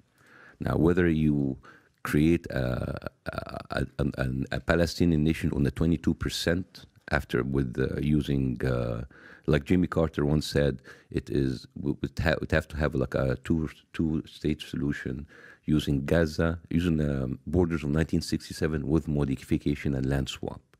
That is what the Palestinian Authority are actually accepting. Hamas does not accept that. And there's other people who does not accept that. And at the same time, people on the Israeli side does not accept that. You have radical people on both sides who want all or none, and kind of fairly moderate people who want to stay in the middle and say, all right, let's have a little bit of a swap. But what is happening right now is the two-state solution is being shot and dead a long time ago. Because even if Benjamin Netanyahu, when he came out and he bragged about how he have spoiled the Oslo Accord and how Americans don't care and we have manipulated them and 80% of America are with us so we can do whatever the hell we want, even if we can kill as many Palestinians as possible. And he was there on camera. When he does that and there's no repercussions, I don't think it's going to get any better. And I think it's going to be a matter of time until those Palestinians will be, if it's not today, it's not this year, it's the year after, all of this Gaza will be cleared out and the Palestinians will be pushed into Sinai and Israel will take it over.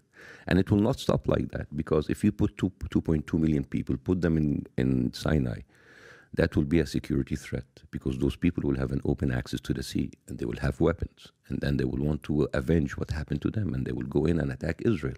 And now it's going to have a dual problem between a group of people, between Israel and Egypt, and that will not get any better. So I'm just like telling you, I'm not very optimistic about what will happen, because If you don't have justice and you don't have people what they want, they are just like people are going to get justice in themselves. And then they would be called militant terrorists, freedom fighters, no matter how you call them. But it's not going well. So regarding Gaza, and I'm trying to come from a solution-based approach here, to be honest. At the end of the day, everything comes down to money or security. You need that? Everything comes down to money or security. So, You just got to pull your shirt up. hold on. What's happening? It's a heater pad. He's got a bad back. Let's get his back right before I ask this question. Dude, I am value-tained. I have never been more value-tained than I am in this moment. Okay? He just like me for real. Okay, is the rest of this still popping off or what? You got to go on this podcast? I'm sure Patrick Bet David would love to have me on, I suspect. Treating the guest with dignity and respect while you ignore genocide. Listen, at least they're treating him with dignity and respect as he, is criticizing them for ignoring genocide. Look up the shirt. That's how we played. Massages. We got a masseuse coming in the house. Well, thank you guys, because I'm really in pain. I can't even. Well, you've been traveling for how many days? We have what is called unreasonable hospitality. Yeah, Pat doesn't play. While we're having a friendly debate, we're going to make sure that your back's All right, so Okay, go ahead. Solution for Gaza. well, go look, for it. Yeah. Israel wants security. Ultimately, he's still too Iranian to let his guest sit there with his back broken, okay? That's it. That's it. My man, God, I love Patrick Bet David. Yeah, they are genocide apologists, but they aren't bad hosts. Thank you. Exactly.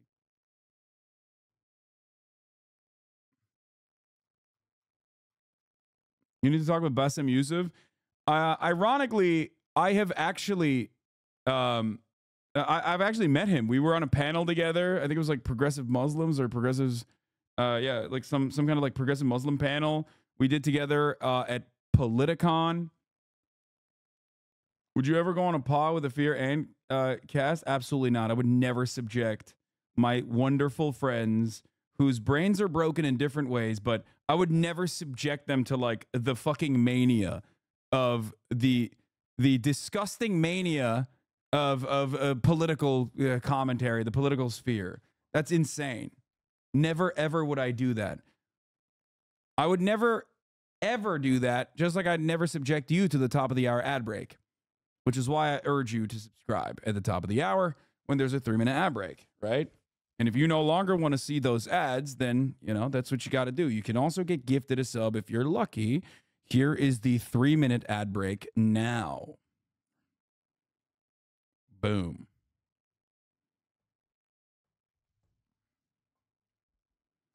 And Gaza, many countries in the Middle East need and want prosperity. Okay? Israel's whole thing, their whole contention is, listen, we just can't have another October 7th, period. And we're going to do everything to protect our citizens. The people in Gaza, they're no different than other people in the Middle East. They want prosperity. The problem in the Middle East, in my opinion, my humble opinion, it's not just an Islamic issue. It's certainly not just an Israeli issue, because by the way, it is an Iranian issue. That's the tip of the spear when it comes to the mafia-like regime that's running Iran over there. But it's socioeconomic. People need economic improvements. People need political certainty.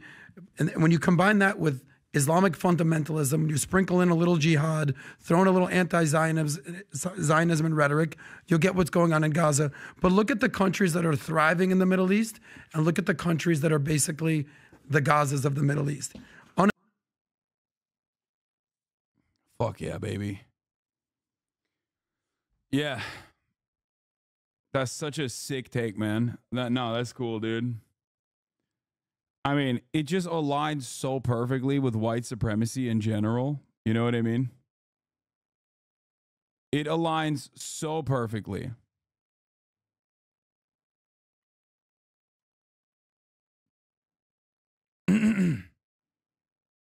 It's the same principle behind, like, look at the conditions in Africa. Clearly, these guys can't, conduct their affairs themselves. We got to sprinkle a little bit of civilizing occupation in there to stop these barbarians.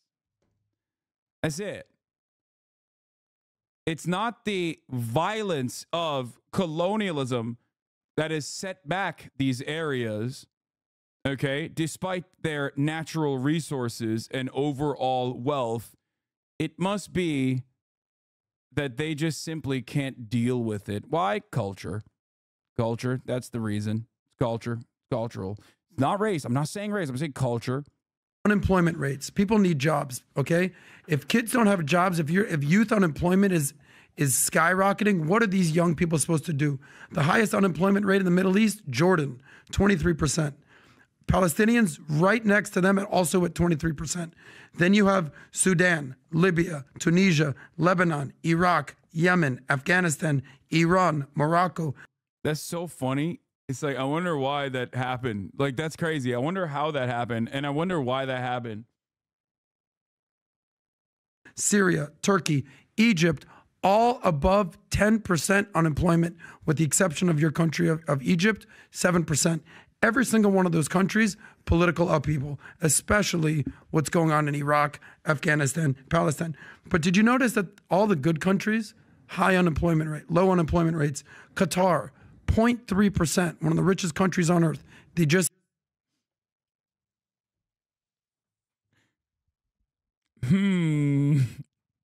What's going on? Dude, much to consider, guys. What's going on? What's going on there? Much to consider. Dude, do not look at who is more closely aligned with America. Please don't do it. I am value-tained. It's so good. His analysis literally is like, look at all these countries that are basically lapdogs for American imperialism in the region and how much better off they are versus all of these other bombing.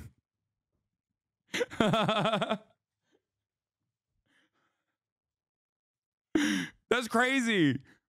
It's like, yeah, man, look at that. Now, obviously, Jordan isn't bombed, but like the Jordanian population is basically a fucking holdover state also created specifically to deal with like Israel's violence, okay? Their population is just fucking mostly refugees, dog.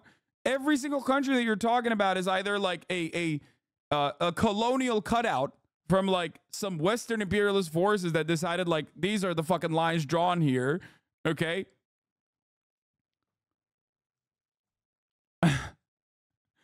Or it's the same, but also on top of that, they're getting military and material support from the United States of America. Meanwhile, by the way, while we're talking about Yemen, U.S. has conducted its fourth round of strikes against the Houthi targets of Yemen. U.S. official confirms to CBS News the strikes targeted several sites that were prepared to launch attacks, according to the official. I do love that he said the good countries. Just had the World Cup there. Richest country in the Middle East. Bahrain, 1.9%. Israel, 3.3%. UAE, 3.4%. By the way, the UK's unemployment rate is 3.5%. So UAE is better than the UK. Kuwait, 3.7%. Same as the US.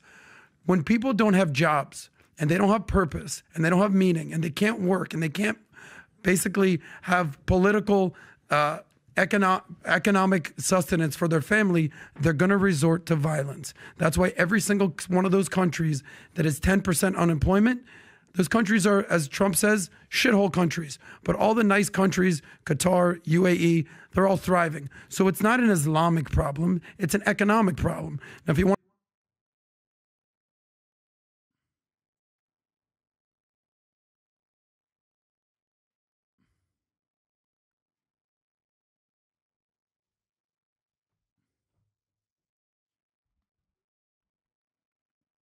Dude, I swear to God. I mean, conservatives...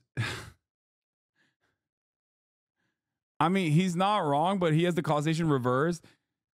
Yes, but also he like neatly ties it. While he's saying it's an economic problem, he's trying to do like sociological commentary, okay? While simultaneously like, I mean, he's like further ahead than I guess a Sam Harris type, but he's still going back to the same good-bad dynamic. These are good countries, and then these are bad countries. As an economist, I want to redact myself. Please make this man stop. Wait, what do you mean? As an economist, you should understand that there are good countries, and then there are bad countries. And good countries have good economies, okay? And we don't bomb them. Bad countries have bad economies and we do bomb them. And their economies get worse, not because we bomb them, but because they're bad. The response to the bombing campaign and no material support in the aftermath of said bombing campaign, like we did for Japan, for example, implies that you're bad only to be worse. Bombs fall out of the sky when you have a bad culture.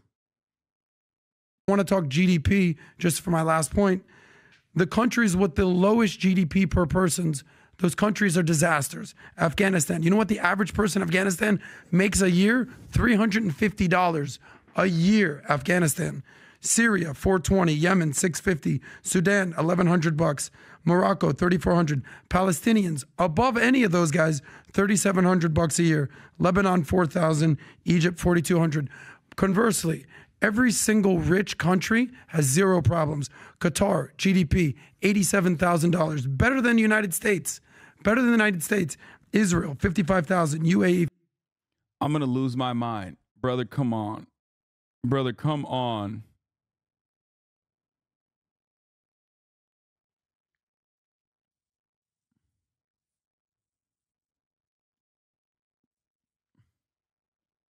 That's crazy. I do love personally when, like, for example, he's comparing apples to apples. What's the problem? Yeah, you're right.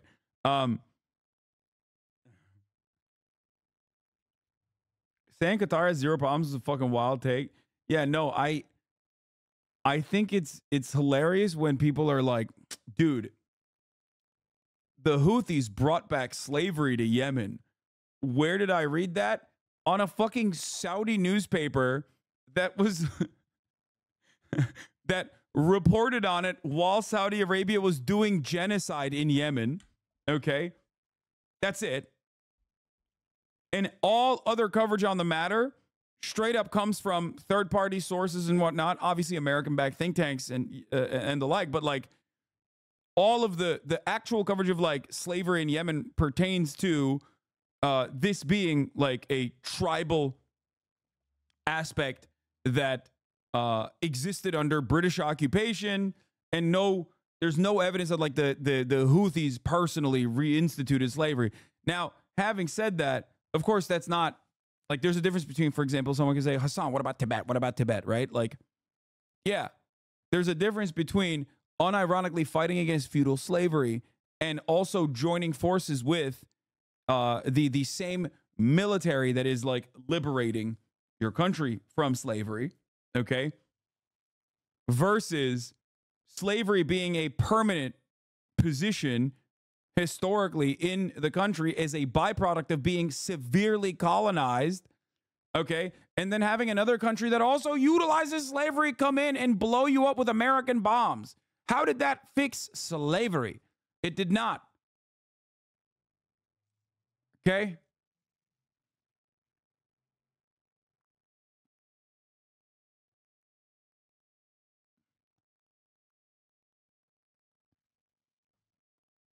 Isn't it just Andrew Tatey and Econ, bro? He's retaining brokey.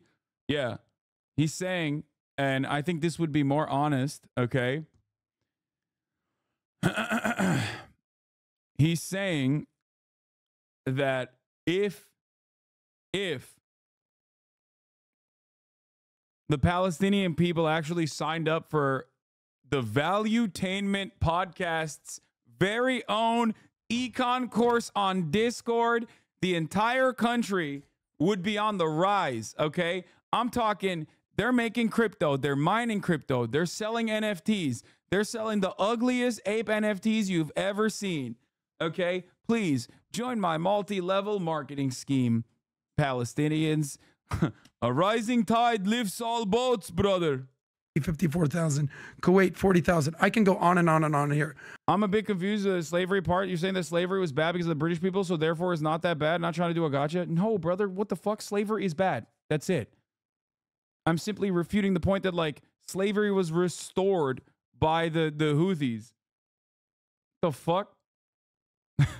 That's an insane take. No, slavery is unconditionally bad. There is no There is no defense of this whatsoever.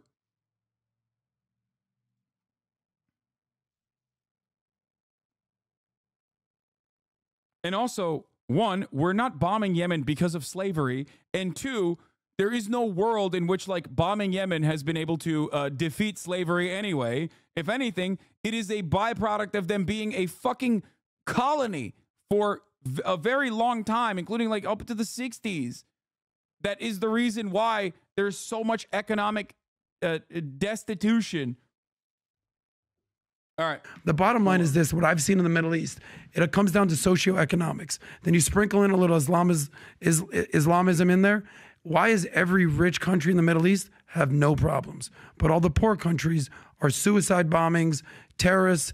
Gaza had the opportunity to invest billions of dollars into infrastructure. In what? Into infrastructure, How? but they built tunnels and bombs. But my question is, No. You're wrong. You're wrong. Gaza has not built tunnels and You're bombs. wrong. You're wrong. You said like as if there was like some sort of a prosperous source of economy, and all of Gaza said took that and put it on in tunnels. What you're missing here is Gaza since 2006 is under blockade, and even the medicine, even the water, even the electricity is controlled by Israel. They don't have. I'm not asking you about Gaza. I'm asking you about the Middle East. To be clear, you want to focus on Gaza and then you want to turn it back on Israel. I'm asking you specifically. I'm sorry. Let's not talk about Israel if that will make you a little bit nervous.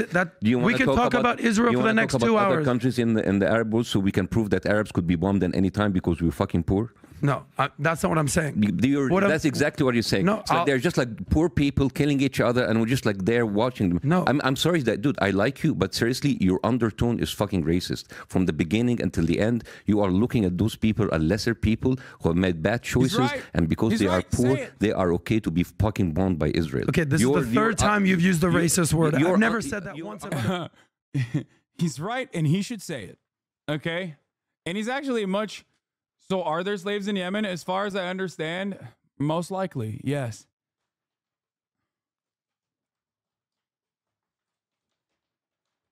There are, of course, slaves in all of the Gulf nation countries, including those who bombed Yemen.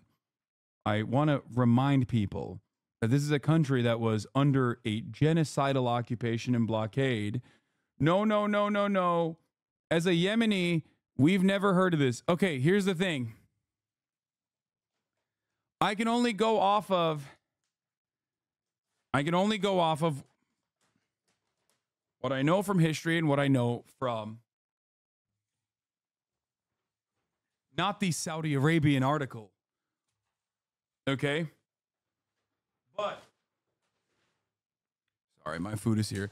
I'm not talking about the Saudi Arabian article that was like, oh, Yemen is doing like child brides and mass slavery or anything like that. Okay? I was reading the majority of human trafficking for slavery in Yemen all get exported to Saudi Arabia. It's not surprising, but what I'm simply stating is that, of course, there are slaves everywhere still. So it is not... Yeah, I said there's probably slavery in tribal parts, but it's not in a major way. Yes, there's no institutionalized form of slavery in the way that they are presenting it.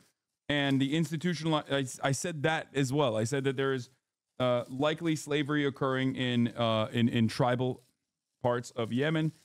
However, it is not like an institutionalized form of slavery. Okay, and slavery definitely still very much exists in all of the countries that are currently bombing Yemen. There is no way of fixing slavery by bombing a country anyway. There's never been a moment where you were like, let's look at Libya. Okay, we restored open air slave markets in Libya by bombing Libya. You do not destabilize a country and fix its slavery problem that way.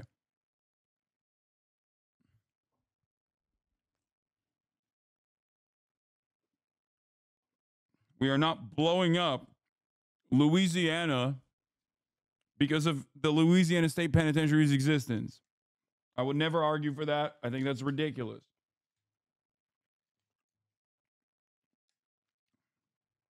And if you point to the Civil War, I think you would understand that there's a difference between a civil war versus what Saudi Arabia was doing in Yemen. They certainly were not doing it to abolish slavery in Yemen. They have fucking slaves themselves. Okay. It's just entirely ridiculous. Your undertone is very, very, very offensive for this. So when I read stats, yeah, you don't like my tone when I read stats? You read the stats basically telling people, like, you see, because they're rich, they got this to themselves. The rich people are better. The poor people are okay, so we can have to kill them every now and then. That's not what I said. And you're putting words in my mouth, and it's actually super disrespectful. I'm reading stats to you. I'm saying, how can we uplift the poor countries in the Middle East? How can we turn... the blockade. That's number one. No. I said the Middle East, funny guy. Remove the blockade. I said the Middle East. You're talking about Gaza. I'm naming all these countries that are thriving. Qatar, Bahrain, UAE, Israel, Silicon Valley of the Middle East. What can be done with the countries that are quote unquote shitholes? Okay, give me a country like a shithole. Give me an example. I'm looking at the unemployment rates in all these countries. Give me one country. Afghanistan. Okay. Syria. Afghanistan. Lebanon. Why Afghanistan became a shithole country? Because they endorsed the Taliban. They did.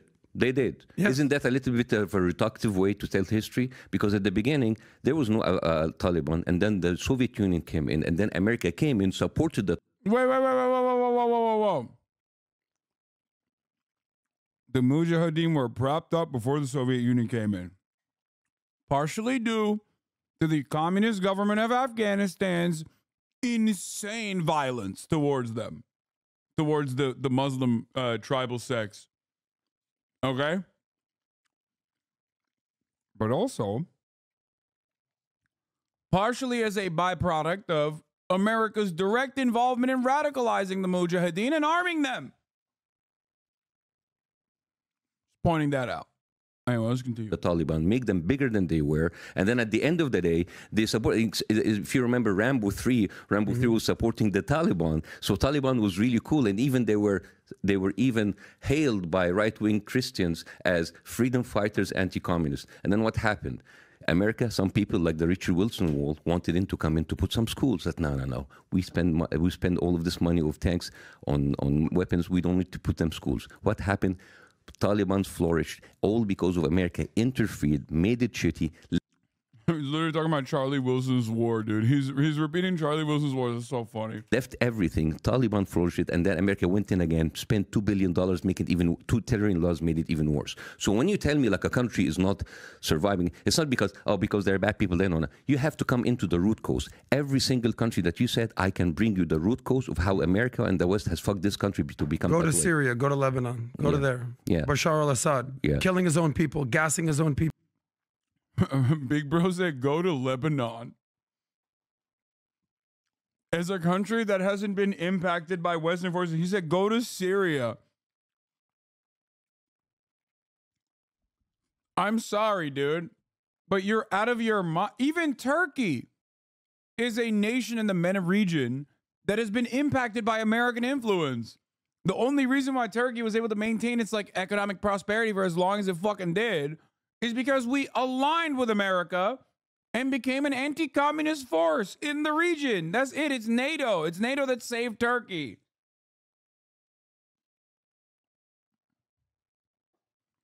And not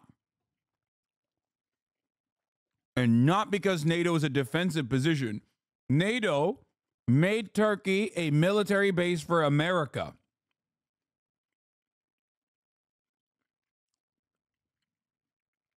So America allowed it to exist without interference. I'm choosing my words carefully. Fuck NATO. NATO can suck my cock. It is directly the same as a Italian mob style action racket. Okay? Severe Dunning-Kruger. What? He's way out of his depth. Severe Dunning-Kruger. Oh, the other guy. people. Tell me, well, that's Americans' fault. Who's he supported? Who was he supported by? That's the whole problem in the Middle East. Okay. You have Sunni, you have Shiite, you've got Houthi rebels, you got every single country in the Middle East. It's a quagmire wrapped in a riddle, and then surrounded by Islamic terrorists. Every single Middle East. Figure it out. Bashar Hussein is not. You cannot really put Bashar Hussein as a Islamic terrorist thing, you know? Because he's fighting ISIS, which we're funding ISIS to fight against Bashar al-Assad. Who's funding ISIS? You tell me. Qatar, who's actually funded by the United States. All right. So yeah, you don't understand. You see, this is how complicated. I do understand how complicated it is. People in the Middle East are either supported by Russia or supported by America, and they're fighting each other. So at the end of the day, you have people who have come to power because they have been. I'm gonna be honest with you. That was very interesting. That was the most interesting thing that Bassem Youssef said.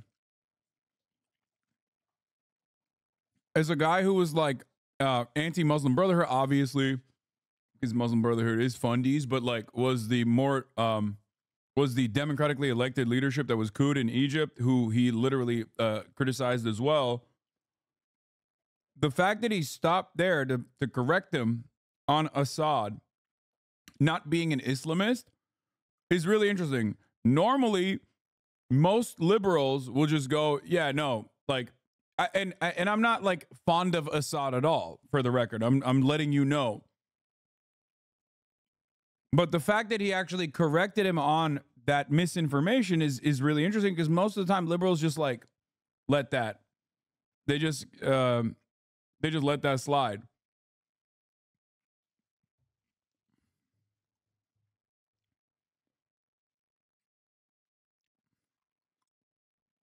It's really interesting that he did that. I wonder why. I would have expected him to just like let that go. Supported by one of the superpower, and they're fighting against each other. Yeah. You know, you have the Hamiditi and you have the army in Sudan. Each one of them is supported by external powers. So it's not about like the Islamization of them. It's not about the economy is bad, because at the end of the day, these are warlords who are fighting against each other. But to reduce that, in order, why can't they just like make some money while you completely ignore the power of the international power that? Bro, you are literally talking to a multi-level marketing guy. I'm sorry. Of course, his analysis on the situation is going to start and end at, why don't they just do a MLM?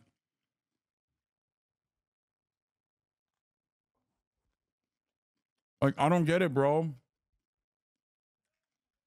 Why don't the motherfuckers in Syria just like buy a valuetainment, financial seminar?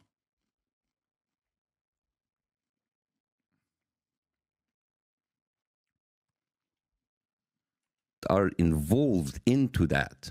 Like, for example, the country like Mali. Mali is like very, very restless. And the reason Mali is restless, that Paris is there and it's putting up like some sort of a puppet president, so Paris can continue taking its share of gold and put it into its coffers. So it's much more complicated than just selling Islamization or not Islamization. All of these power of play, you just gave me a Taliban and I give you the reason why America did that. Saddam Hussein, right? Saddam Hussein, he was the baby of the United States administration. And then he went on and he invaded Kuwait. Who gave him the money? Who gave him that kind of power? All right? It has been going on. Also, Saddam Hussein, another dude who you can't really say is like Islamic fundamentalist at all, right? Like that's what's actually quite interesting, is that the most prescient institutional power in the Middle East oftentimes are groups that are no longer Western aligned, okay, and oftentimes start off as like secular groups. Just saying, foreign adversaries.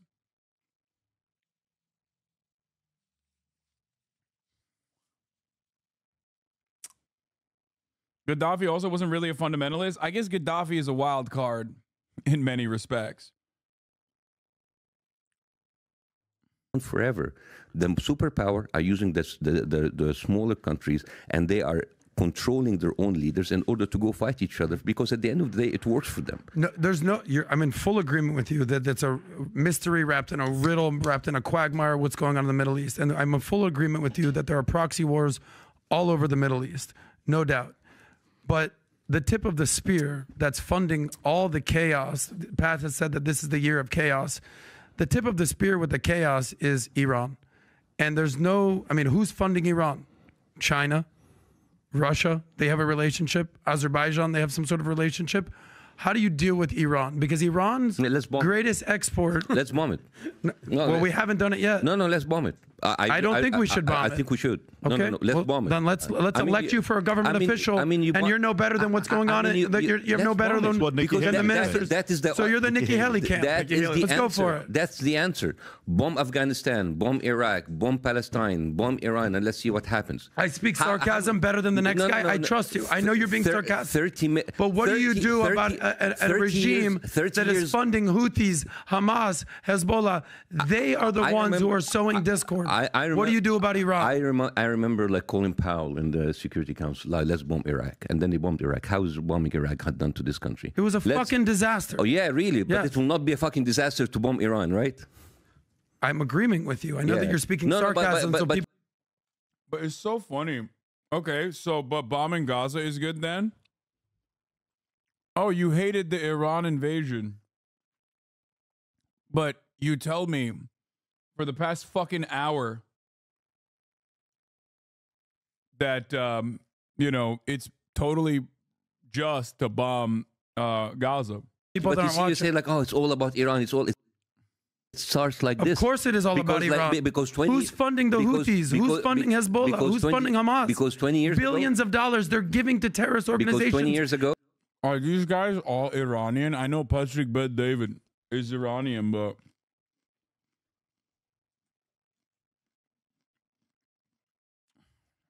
Are they all Iranian? He's Jewish? Okay, so what? Brother, I live in Los Angeles. I don't know if you know that, but most of the Jewish people in my immediate vicinity are Iranian.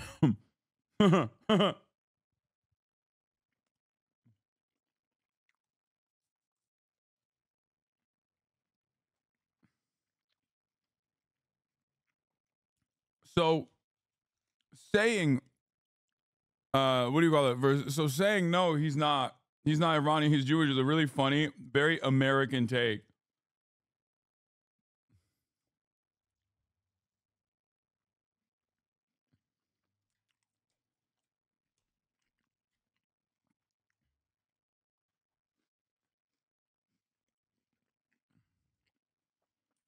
Bro.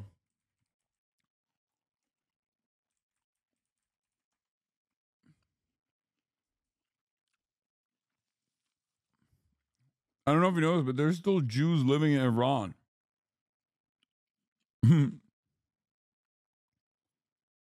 Like, literally. Like, to this day. It's a very tiny number.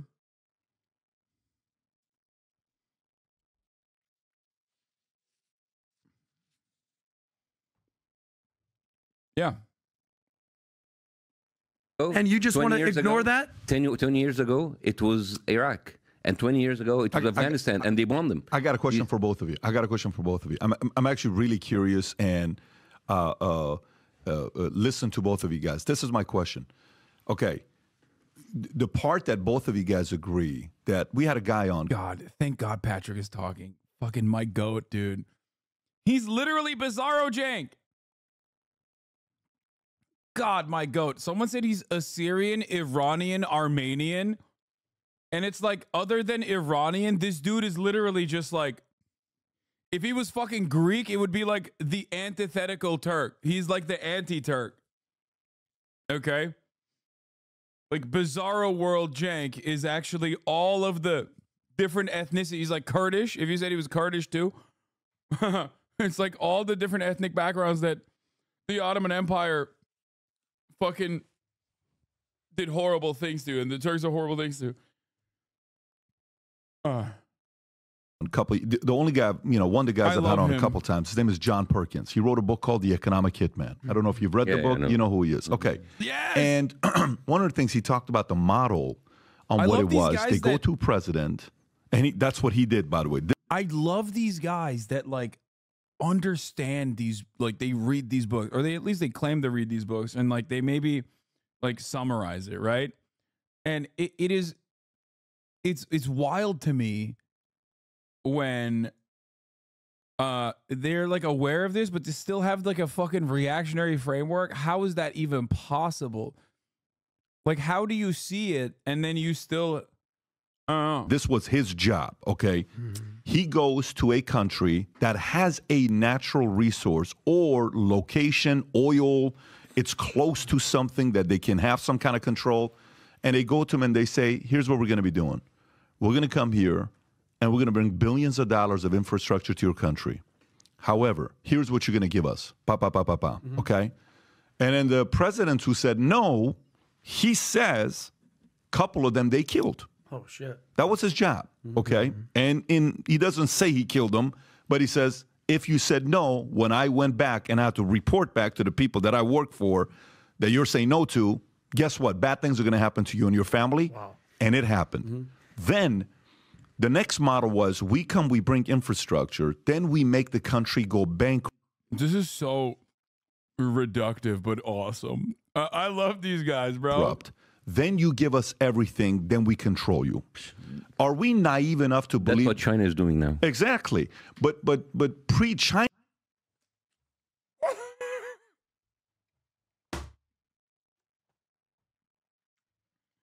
I'm gonna die.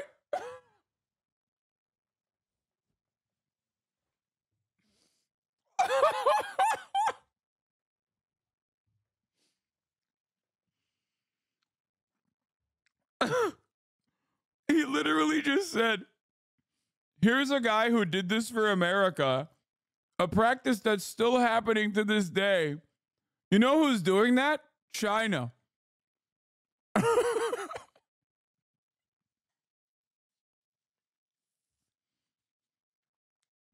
Bro, did you not read the book? What do you mean? This guy's like, yeah, dude, he was actually working for China. Oh, that's awesome.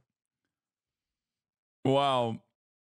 Fuck, he's so sick. we did that. America did that for a and long others time. have done that, and Russia's done that. Other people, course. and UK tried to do that to Iran, and then later on, eventually, UK, US, Germany, France, these guys got rid of the Shah because coup and all. The people have been involved with economic hitman for a long time. Here's a question for you, Bassem. Here's a question for you, Adam. Okay, so we both agree that that's going on. Okay, we both agree that that's been going on for many decades. No one can even dispute it nowadays. But now we're in this shithole. And what I mean by shithole, shit show, is insanity everywhere. Bassem, what do you do now? Is it more from the standpoint where a part of you was almost not optimistic? You're like, Pat, I think this thing's going to go and nothing's going to happen. It's going to continue all this other stuff, right? What do we do now? We were told during 2015, 2016, when it was a debate between Hillary Clinton and Trump. Yeah. And what were we told? If Trump becomes a president, war is going to happen. This is what's going to happen. So everybody, we're all like, oh shit, it's going to be pretty bad. This guy's going to have do you really want this guy to have the finger on the button? Okay. He goes in, ISIS disappears. There's no war. It's quiet, low key. Everything's good. Boom, boom, boom. And then, it's good. And then boom, Biden gets elected. He's going to be peace. He's going to bring everybody together. He's going to bring this. Then he comes in, and then next thing you know, Afghanistan happens within months. $83 billion of equipment being left. And you got Ukraine, Russia, and then you got this. And then there's a bunch of guys, economists, that are talking about, this is China's year to try to invade Taiwan because Taiwan's got an election coming up. It's a shit show, basically, is what you're saying. Yeah, It's a shit show. but the point is, like, there's so many contradictions in politics as well. At a point like this, Bassem, where mainstream media is not going to tell us the real story because they're maybe not even getting the real story themselves on what's happening behind closed doors. What do you do today? There is one of the most advanced military. Dude, wait, this guy is literally saying, like, This guy's doing the America bad, but in like the ways that my interlocutors think I do it. Where he's like, remember when Biden invaded Ukraine? Like, there's a mismanagement there. Okay, there's a mismanagement there. But what the fuck? Like, sure, America is not completely removed from the continuation of the Russian invasion and the way that it did. It could have set terms significantly better. I don't know, given assurances to Russia that they're not gonna try to advance Ukraine into NATO, things of that nature. Now, of course, that still would not have. It's still, there's a likelihood that it couldn't have worked, right? Reinstitute the Minsk protocols, things of that nature. Okay, it's America's reaction to events that is bad. It's not that like America invaded Ukraine. I don't know where he's coming from with the way that he's talking about. I feel like a lot of Republicans and like right wingers will just take the unironic like America bad position only when a Democrat's in power. And then they turn it up and they go, America good now because Trump was so sick. And it's like, no, you have to have the America bad position unconditionally and across the board, depending on the situation and what America's actions are. You can't have it both ways. Three armies in the region, in the world, supported by the West, supported by America, have voting, like, they're diverting their vote all over, and they're killing people for all that time, and nobody is doing anything for Who are Israel. you talking about? I'm talking about Israel. Okay. All right? So the killing has to stop. And I'm not talking about Gaza. I'm talking about what they do in the West Bank. Every single day in the West Bank, all of these people are being killed in the West Bank. And there's no Hamas came out from West Bank to do the 7th of October. All right? Just a couple of days ago, like a woman was walking with her children, stop, pop, snap, walking the street. That is the regular days of people in the West Bank. Do you think the problem is Gaza? What you see in Gaza is an accelerated, exaggerated form of what's happening in the West Bank too. So you have a country that has occupied the land, and they're like making people living like animals. And if you deal people with like animals, they will come up as animals, right? So that is the crux of all. We can talk about politics and about economy. It's here till the kingdom comes. What is happening is... Wait, that wasn't a young girl, was it? That was actually like a baby. Or it could be another one of those. Because there's always like, I think she was 2 or 4 or something. Yeah, like I think it was literally like a toddler. Or was that the child in the car? God, Israel's so fucking awful.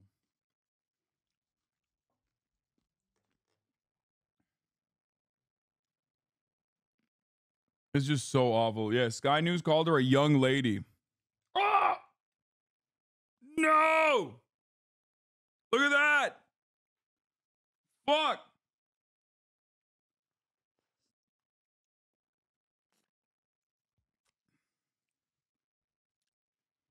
Fuck!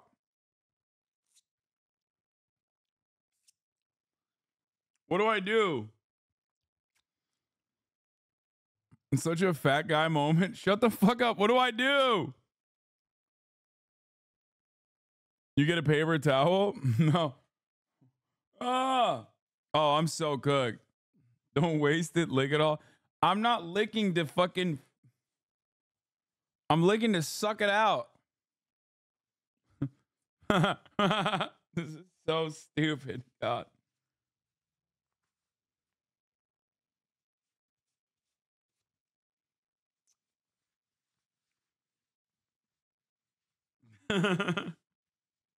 My man said, don't waste it. Okay. I think it's fine. It's jujuk. It's jujuk. There is horrible injustice happening every single day. They're taking people, strip them up, saying them that they're Hamas. You have like an 11-person being killed every hour. You have 247 person being killed every day. That is in 5 days. That is like 1,400 people that were killed on this October 7th. You have 30,000 people. And the thing is, when you say 20,000, 30,000, numbers don't care. It don't mean anything anymore. If I told you 1 million people died in Gaza, you will not flinch because their numbers have become so... It's true. See, it's nobody... I don't disagree. And so we go into these circular motions. How can we stop that again? How is it? No, there is killing happening every day. My wife's family have actually cheated death so far for 100 days because they've been running from Khan Yunis to Rafah, back to Khan Yunis, and they were told in the beginning that Khan Yunis and Rafah are the safe place because it's in the south. And then they were telling them, these are the safe path. Yeah. Take these three safe paths. These are the buses. They will run into the buses, and Israel will bomb the buses. After being guaranteed that this is a safe path. This is murder every day. So I don't know all of these circular wars about like river to the sea. Patrick Bet David looking at how he's going to somehow tie this back to like a Discord econ group that will save.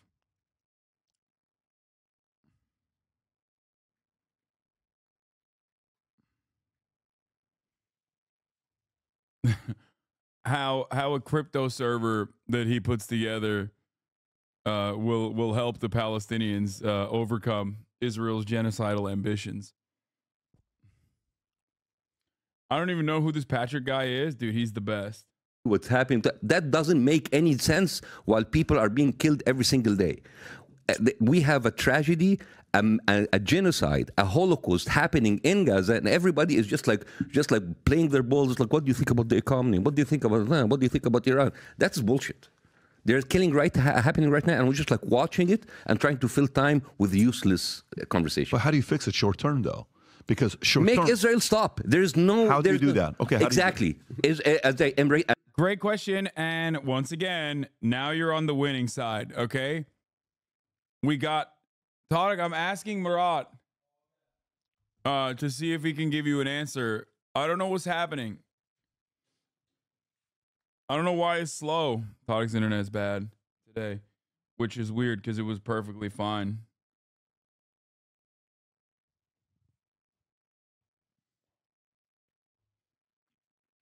America has to tell Israel stop because basically Israel is a client state. It's taking all of its money in the States. It has actually sucked America dry with all of the money that it's taking away from him, and yet it's not doing anything. So why do you think Biden administration is not telling them to stop? Calling Gaza a Holocaust such a dangerous use of the word. Straight up, Bassem needs to be better than that. Brother, like, yes, the Holocaust is different, 100%. But like, if you think that he was trying to do Holocaust denial or Holocaust revisionism and not simply using the term interchangeably with genocide in this moment, I don't know what to tell you. Like,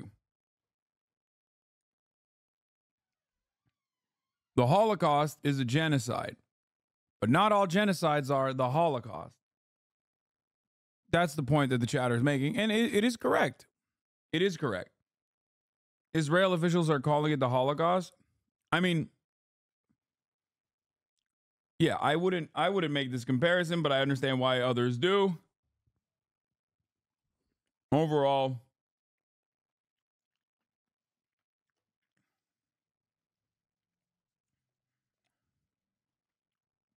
what is this? All Israeli border patrols among us. So, like, I don't have an issue with saying that the way that the Israeli occupying forces operating is similar to the Nazis, though. And the dehumanization is similar to the Nazis. It's literally coming from the Holocaust, just not by scale. No.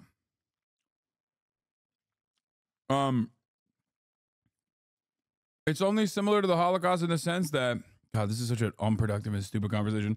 It's only similar to the Holocaust in the sense that there is a systematic erasure of the population that is under the occupation of the other force.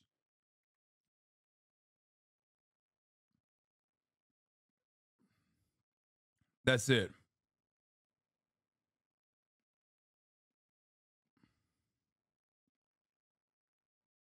Let's continue. Because they are fucking cowards. Because it seems that every 4 years, every American president go and kiss the hand and bend the knees and go to AIPAC to make them sure that Israel is much more important in their foreign policy than America itself. And the only one who did not do it was Bernie Sanders, the only Jewish American candidate who refuses to go to AIPAC. And you cannot call that anti-Semitic. Right? And you have to be very, very careful about being anti-Semitic or anti-Jew, because if you call me anti-Semitic, I'm just like, I'm going to fuck you, man. I'm not. Like my idol is Jon Stewart. Bernie Sanders, I voted for him for presidency. Is this whole thing about like using anti-Semitic and Islamophobe and all that you can do and transphobe to shut down the conversation? It's bullshit. You have a murderous country who have lied to the international community, who have actually neutered its own Ethiopian women because they didn't want black people to reproduce, who kidnapped Yemeni Jewish people from their parents, who have like countless atrocities, who even have zoning laws like Jim Crow. It's like, what are this? This is like a racist country that is supported by the United States, and it's killing. And you know, For the record, I know Norm Finkelstein's perspective on the coverage or the way that the Holocaust is presented. There are obviously certain aspects of that I agree with respect to what kind of atrocity is allowed. But the part that I don't agree with is that the Holocaust is, as it pertains to, I guess, the European continent and European victims, the singular, most mechanized, systematized form of state violence and ethnic cleansing. Now, why did I specify it like that? Because obviously what those same European colonial powers have done in Africa and African countries, like even Belgium, the Belgian colonial project in the Congo, right? Like those are all oftentimes evenly brutal, equally systematic. But when you put those qualifiers on it, I do agree that it is industrial genocide. Oftentimes with and this is a weird distinction because it doesn't matter because you're still killing people, right? But oftentimes it was the industrial grade genocide of the Holocaust is with no discernible purpose other than just like ethnic cleansing. Especially with the final solution and the acceleration towards the end. Whereas like all of the other colonial indigenous violence, like the violence the indigenous population was subjected to under colonialism, had some secondary reason. I guess you could say it's like Lebensraum. Like, if you consider that to be like a real reason, right? I think it's really most comparable to America and the Native Americans. It is definitely a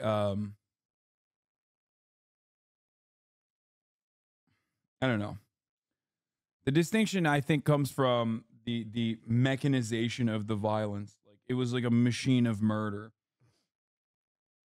Yeah, like factory farming, but for genocide. Because like what Israel's currently doing is, I think, pretty similar to the Armenian genocide.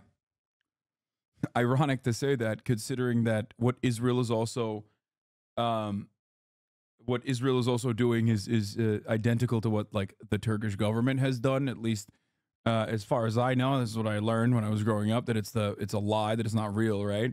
And it's more so a forcible population transfer of a civilian population that a forcible population transfer of a civilian population that were brutalized and killed in that time frame, in that process, every step along the way, both directly in the villages, but also in the population transfer as well.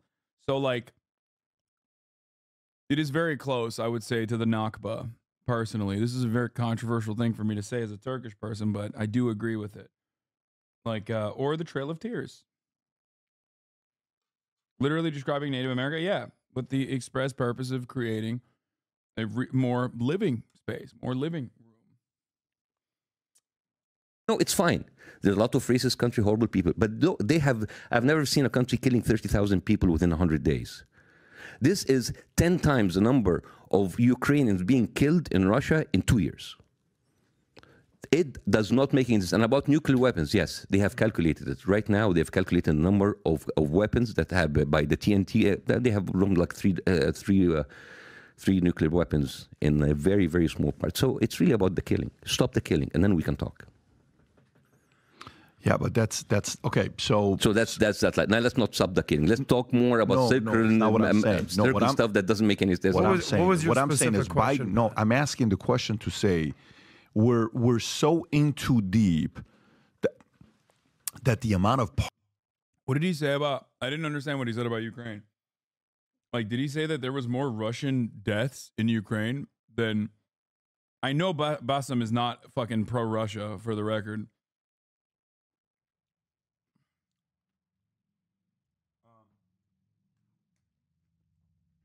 Civilians in Ukraine?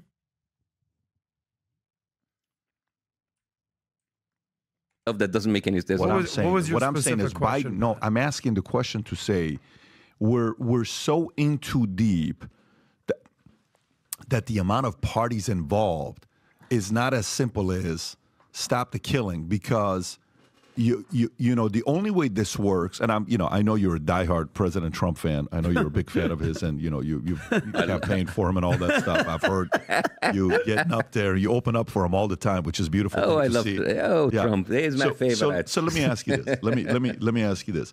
Why do you think, sometimes you sit there and you say, man, I can't stand that person. That person is da da da da da da. And then, shit, maybe am I wrong myself? Maybe that guy's not as bad as I think that guy's. Fuck, there's no way in the world I can say anything good about him. No way. If I do, God forbid if I do, right? I don't think there's more Palestinian deaths than Ukraine over the course of the past 2 years.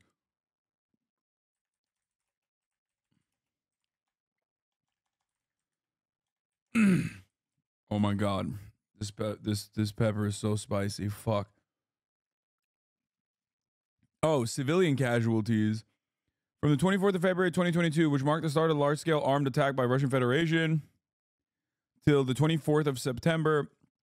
The Office of the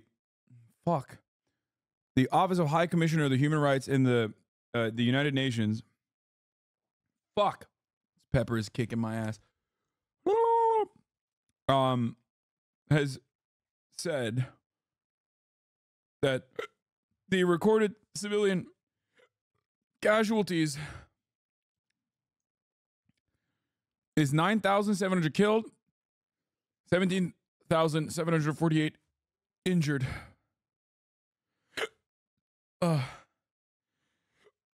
That's civilians. Fuck, I'm dying.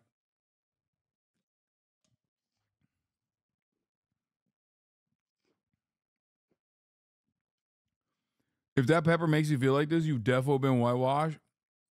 Bitch, I eat spicy every day. Come on now.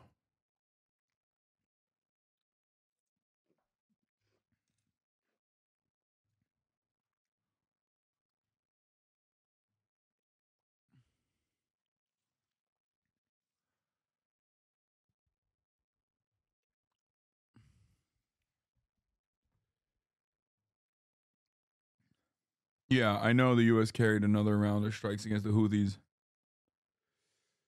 in Yemen.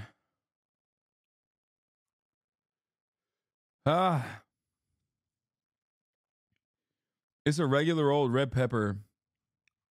Or not a red pepper, it's a green pepper. But it's a very hot one. It's not even spicy. I don't know how to describe it. It's hot.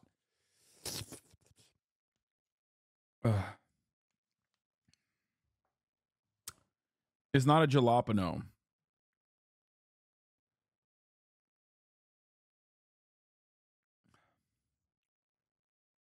Okay. Do you think, like,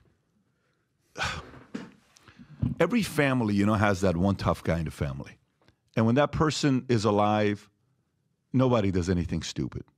Do you know what I'm talking? Every family has it. You have it. I have it. We all have it, right? It's an uncle. It's a grandfather. It's a father. It's somebody. What's he going to say? He's not the bully. It's not the bully. It's the guy that doesn't allow the bully to bully. That guy. Okay. It's the guy that does protector. You mean? Yeah, it's like the protector. It's kind of like you don't want to wake that guy up. Like, you know that one scene from Christopher Walken in a movie says, you know, every once in a while, the lion is sitting there and they come and pull him and they do this and they do that. The hyenas are biting his ankle. Every once in a while, the lion has to wake up and tell everybody. He says everybody knows what the lion is capable of. Yes. Right? This is why people put on their house sign that says what? Please tell me that's Donald Trump. Oh my God. He's trying to say that's Donald Trump. Bro. Virtually everything that is happening with respect to Joe Biden's foreign policy is a direct continuation of Donald Trump's foreign policy. That's insane. The major anger that I have towards Joe Biden is that he didn't reverse course on any of the shit. He stayed the course and followed it to a T. What the fuck are you saying?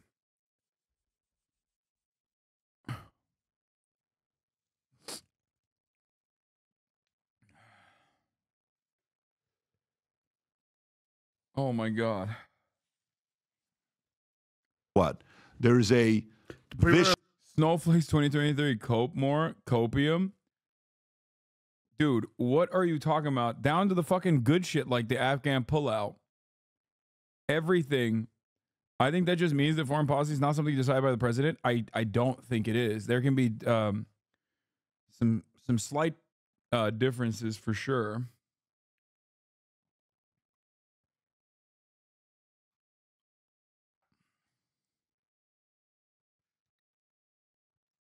So you've gained some weight? This is why I was going to shave my beard. Because motherfuckers say shit like this. I have not. I actually look sick. Like, super sick. Sicker than I did a couple months ago. I look hot as fuck. The issue is the beard itself makes my face look fatter, which is why I was going to cut it. Don't take this person serious? No, I mean, I am. You lost weight and are very strong. Thank you. I'm a lion.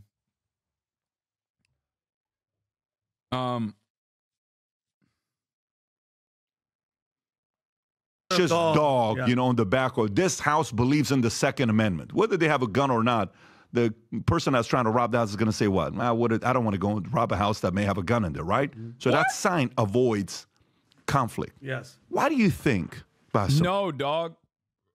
Having a sign that says there's a gun in this house is basically a perfect opportunity to steal the gun. If I'm a criminal, I'm going in there and I'm stealing the gun. That's a loot box, bitch. That's the fuck do you mean?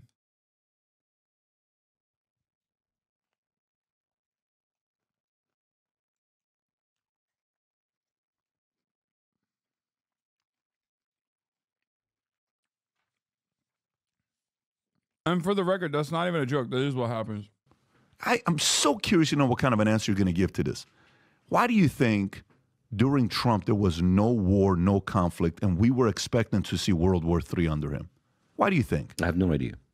And I think because maybe Trump, as much as I don't like him, he was kind of business oriented.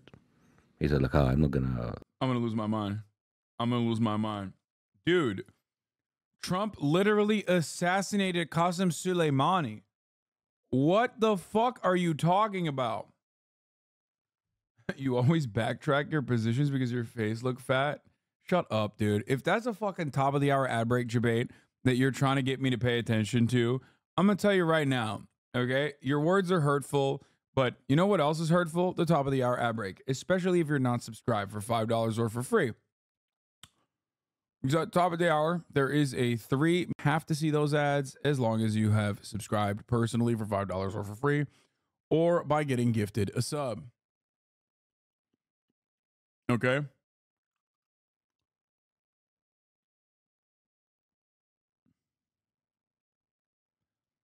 Here's the 3-minute ad break. Now, Meltdown Lemon. Thank you for the 5 tier 1 gifted subs. Is everyone in this room got the IQ of a frozen piece of chicken? How dare you? Patrick Bet-David is my goat. Putin didn't cause trouble for Trump because Trump is a fucking FSB asset. Okay. The idea. Actually, all right, here's something controversial I'm going to say. Are you ready? Blue Wizard Cult, thank you for the 5 get the subs. Here's something controversial I'm going to say. Okay? What Patrick Bet-David is saying is actually something that I've kind of mentioned as well. Okay? Joe Biden looks inconsistent and weak when it comes to foreign policy for 2 reasons. One, because he's old and everybody thinks, oh, he's asleep at the wheel because he's old. And he doesn't inspire confidence, right? But the second reason why Joe Biden looks weak is because of America's diminishing soft power, which was happening under Donald Trump as well. However, it's because Biden does the liberal thing of speaking out of both sides of his mouth. The classic, we care about science, the science of climate change, but we're still going to keep drilling. That, when you do that on the global stage for a country like Israel, when you can't rein in your attack dog and you openly say, Israel, cut it out, but then also keep giving Israel weapons, to the average person with the Patrick Bet-David brain, they see that, especially when it's accompanied with how old Brandon is, and they go, oh, Trump was strong. He was posturing. He was at least like, his words and his actions were actually consistent. Like, he's racist. He has a white nativist immigration policy. He has a white nationalist foreign policy. Doesn't give a fuck about the victims of America's wars or whatever. Yada, yada, yada. But at least there was a consistency there. And the American military reacted in the way that he claimed they would. With Joe Biden, all you see and all you hear from him now is pulling out of Afghanistan, which is a continuation of Trump's foreign policy, for the record. Okay. But then everybody pens that as a massive failure, as a massive flub. Okay. They talk about how, like, Biden gave Afghanistan up to the Taliban and how unacceptable that is, even though it's literally a direct continuation of Trump's negotiations. They yell at him about his lack of decisive action on Israel, or at least they make it seem as though he's wagging the finger at Israel as it maintains his ethnic cleansing campaign. But it's not actually wagging the finger. It's publicly saying it's wagging the finger. And all that remains is the notion upon the population that Joe Biden is actually unable to control Israel, its own attack dog. Steve Shives, he blocked Hasan. I don't know who that is. He did a funny video on the Israel-Hamas war I think Hasan would get a kick out of. What are you guys talking about? Are you guys having conversations with one another? Huh? In the chat? How much will that war cost me? No, I'm not going to do that. So maybe that's the one thing. And that's kind of something to be good on his behalf, although I'm not a big fan. I have a problem with other policies, but yeah, I don't think, maybe that's the only thing. That but Bassem, what about... Bro, that's crazy. Donald Trump assassinated Qasem Soleimani. The only reason why it didn't turn into an all-out war was not restraint on the American side. It was a restraint on the Iranian side.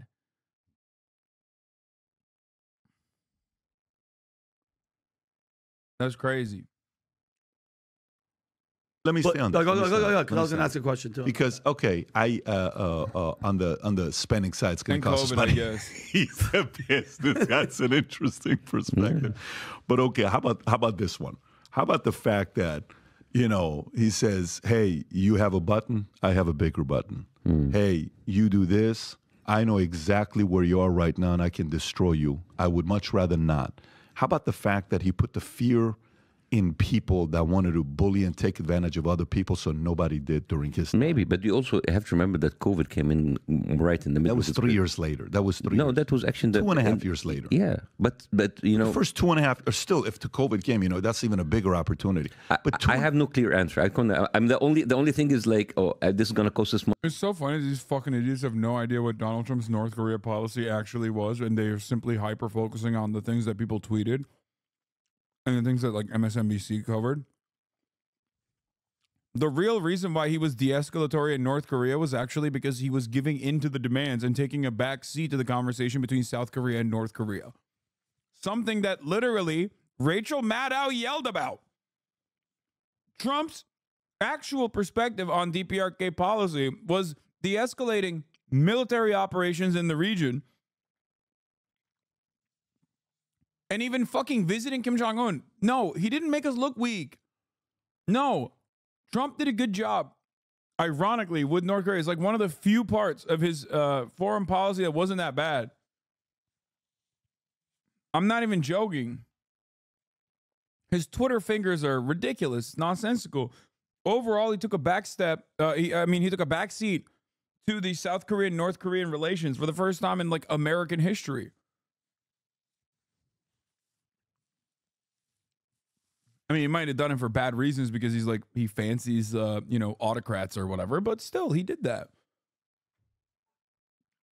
He decreased the amount of military operations being conducted in the sea. And that was a decent enough assurance for North Korea that now North Korea is popping off. They're literally tearing down monuments his father had erected, symbolizing peace between North Korea and South Korea. Yeah, because South Korea is infinitely more reactionary towards North Korea. I can't speak on North Korea. I don't know what their fucking internal politics looks like right now. I haven't been paying attention. But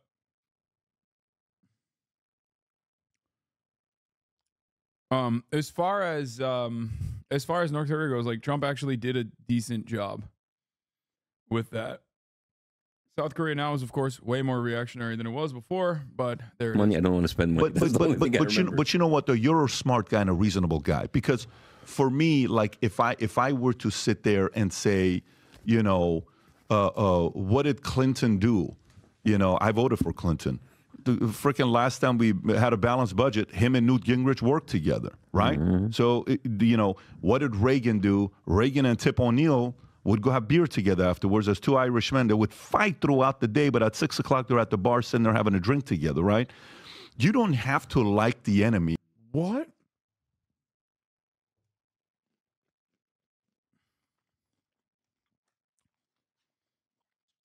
This is why this is a relatively popular podcast, bro. Because it's so stupid.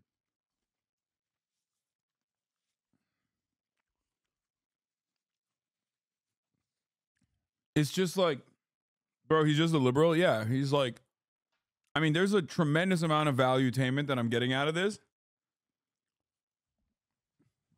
And it's because he's such like a everyday common guy. Like his perspective is so like normal American median voter. It hurts my brain.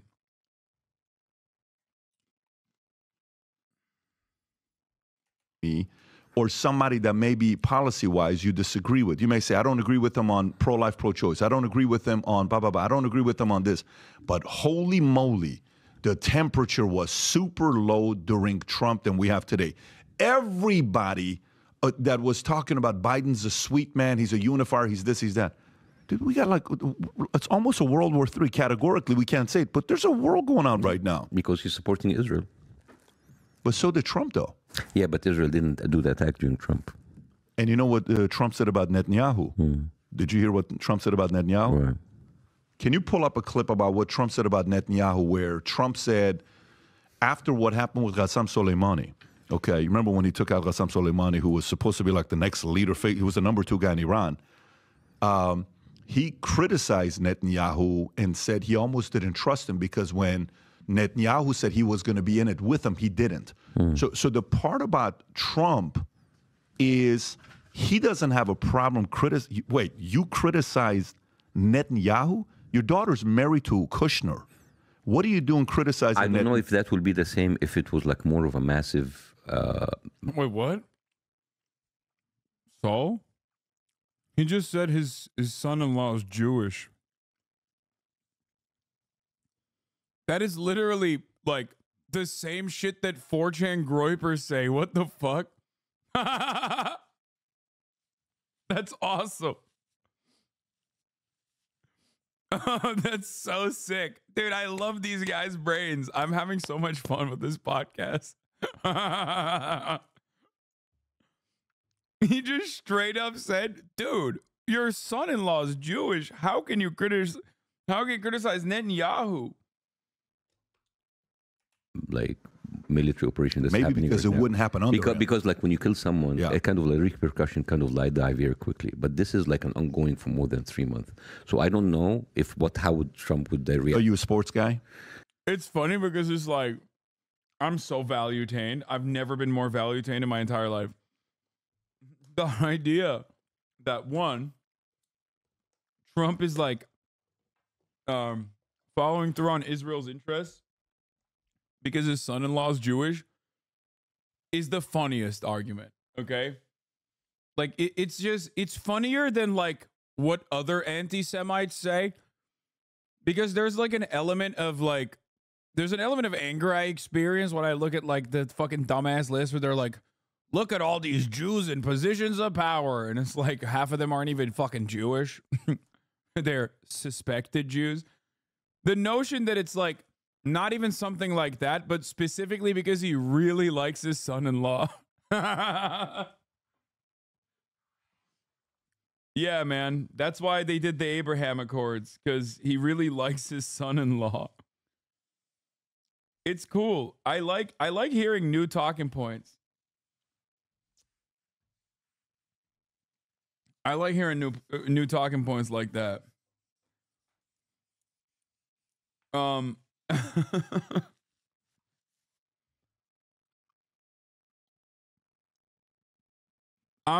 not a value-tainer myself, but I think PBD was saying that because Kushner worked directly with Netanyahu for the Abraham Accords, but Trump obviously didn't give a shit. Yeah, but then he would say that separately. Yeah. What do you like? What sport? Basketball. You like The basketball? entire reason why Jared Kushner did the Abraham Accords is because that's his son-in-law.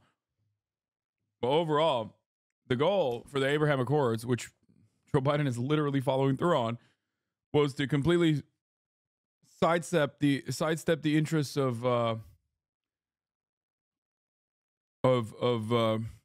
Palestinians. Basketball. Yeah. You know what they say, you know, it's like sometimes like these teams like, you know, Baltimore Ravens or some of the teams like even back in the days, I don't know if you're a Detroit Pistons guy or if you're an old school basketball guy or not. A lot of the guys won because their defense was sick, right? They just had a sick defense. Or you wouldn't come through the middle, or they just were freaking hovering all over. It was so annoying. Yeah, like right? the Jordan rules in Pistons. Dude, even I know the Baltimore Ravens is not a basketball team and is actually a football team. Why did he say that? That's right. The Jordan Rules Pistons, right? So, you know, sometimes, you know, the best way to prevent a war is to have the fear you impose on everybody else where you know, defense where it's like, you know what? Is this podcast better than JRE? No, I do think Joe Rogan fell off. I kind of love Patrick Bet-David now. Because, like, in all of the weird shit that he says, there's still, like, a very jank style, like, genuine framework. Like, when I look at Tim Pool, I recognize immediately, like, this guy, he has a very different perspective. What you see is what you get with Patrick Bet-David. Like, he has a level of sincerity that Jank also has, even though I have my disagreements with Jank. I have my disagreements with Patrick Bet-David, but he has a level of sincerity. Joe Rogan, on the other hand, I feel like does not have that sincerity, and neither does Tim Pool. I think Joe Rogan used to have it, but lost that sincerity, actually, with, like, all the COVID mania. we're just not even going to get there. I don't even want to do anything under this guy. Do you think at this point, like for example, case studies, you've been here since 2014, right? November 11, 2014. So do you think 10 years, you've been here 10 years. I came here November 28, 1990, okay? And you come here like, okay, a senior, Bush senior, all right, Clinton, interesting. Okay, boom, junior, GW, interesting. Okay, Obama, there's a Trump, so now you got so many case studies, and then in life, you sit there and you say, socially, these are the issues that matter to me the most, right? You know, if you and I were to start a country together, if you and I started a country together and we got 10 million people, okay, and we have an opportunity to attract another 10 million people to our country, what do you think the mothers and the fathers' number one priority is to come to a new country? Do you think it's Social Security? No. Bro, I have no idea what this guy is saying. He's awesome. He started off with like the best offense is actually a really solid defense. Like that's what he said, right? So I thought he was going to be like, and that's why Trump is a goated president. And he's just yapping away on like 11 different tangents. Now he's talking about immigration. You think it's Medicare? No. Do you think what do you think is number one? I would say the S word, right? Security and safety. Let's just say, okay? A woman wants to feel safe around a man. A woman wants to feel... Oh my God. Now he's doing some PUA shit. Yo, that's awesome. He's sick. Secure around a man, right? If the number one word... Bro, I think he's checked out. I've never seen this man more checked out. Is the S word, especially the last 3 years. Do you think a lot of people in the last 3 years are sitting there reprioritizing their top reason to elect a president as somebody that's going to lower the temperature to not have war? Do you think America's kind of there today after all the... Yo, he took a fucking, like, I'm not even kidding. He took like a 19-minute tangent to say like the best defense is a strong offense, but he distorted that. He said it in the wrong direction. He then talked about how important security is for immigrants, and that's why a lot of people come to America, only to literally say Trump made the world more secure and America more secure by being an attack dog, just like a lion would be. That's awesome. This man is not the mayor. He's not the governor. He is not the Senate leader, Senate minority leader, Senate majority whip. This man is the king, not the president, the king of Yapping Town. He has been the greatest yapper that I have seen on this broadcast in quite a while. Okay? He is the monarch of yapping, of Yapsville. Okay? Population Patrick. More like Yap Trick. Boom. More like Yap Trick, I said. Am I right?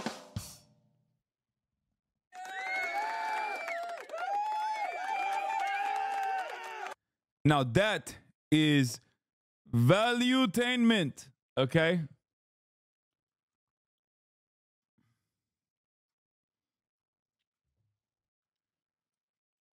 Mess we've seen the last 3 years? I still have hope in America. I still like this country this month. I consider this as my own country. I find it like I found a second chance when I left the Middle East. I think America is actually a great country. It has a lot of potential, and it has given a lot of... Bro, okay, dude, I get it. Like, you know, time is a flat circle. I'm literally Bassem Youssef, but in the future, he is me. Okay, we get it. Like, you don't have to literally directly say all of the same things I say all the fucking time. Okay, we got it. It's me in the future. I'm watching myself. I'm going to be that jacked, and my hairline is going to be that intact in the future as well. We got it. Of people, including me, a second chance. So I believe in the idea of America. And the fact that I criticize America, I criticize it like we do. We criticize it out of love in order to be better. Of course. And what I'm worried about is like over the years, America might have lost that kind of lure because it has been dragged more and more by my military industry complex.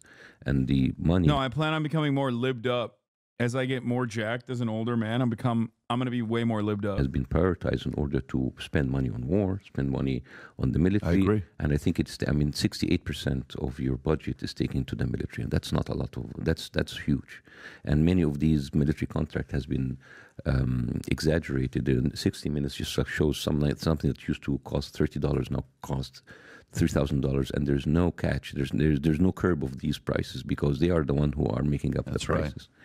So yes, the security is great and all, but security in itself, because North Korea has security, right? It's not about the security. This is education, and there is and now that you've seen the video, definitely don't rapid fire the N-word on the pod in the future. Sure, fair. I wouldn't do that. You're right. I'm not that lived up. The equality and people. Let me answer this. Hang on one second. Chris Cuomo.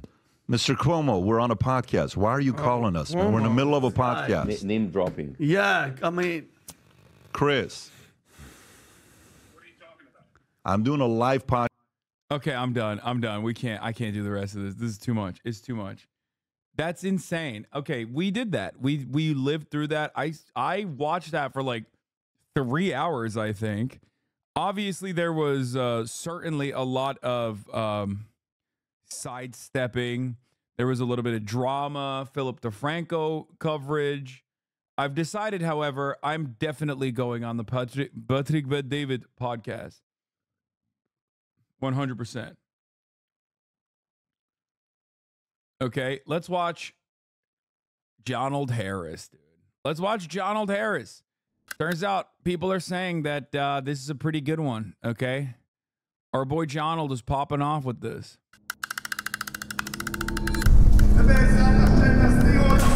Do the Palestinians have a right to a separate state? No, I don't think they do, but... In 2007, Would he even invite you? I feel like he has. I can't remember.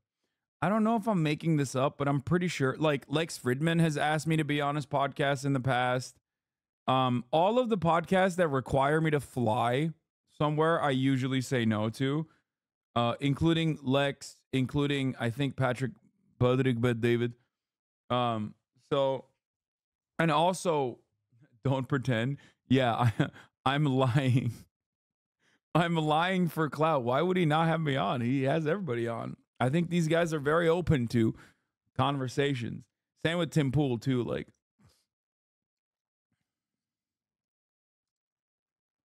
bro, why refuse legs? I don't want to go to Austin. But I DM'd him a while back saying like I'm down to do it.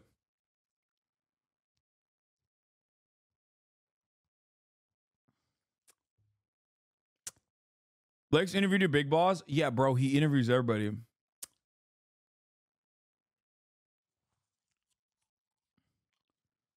I think Tim still holds a grudge about you not going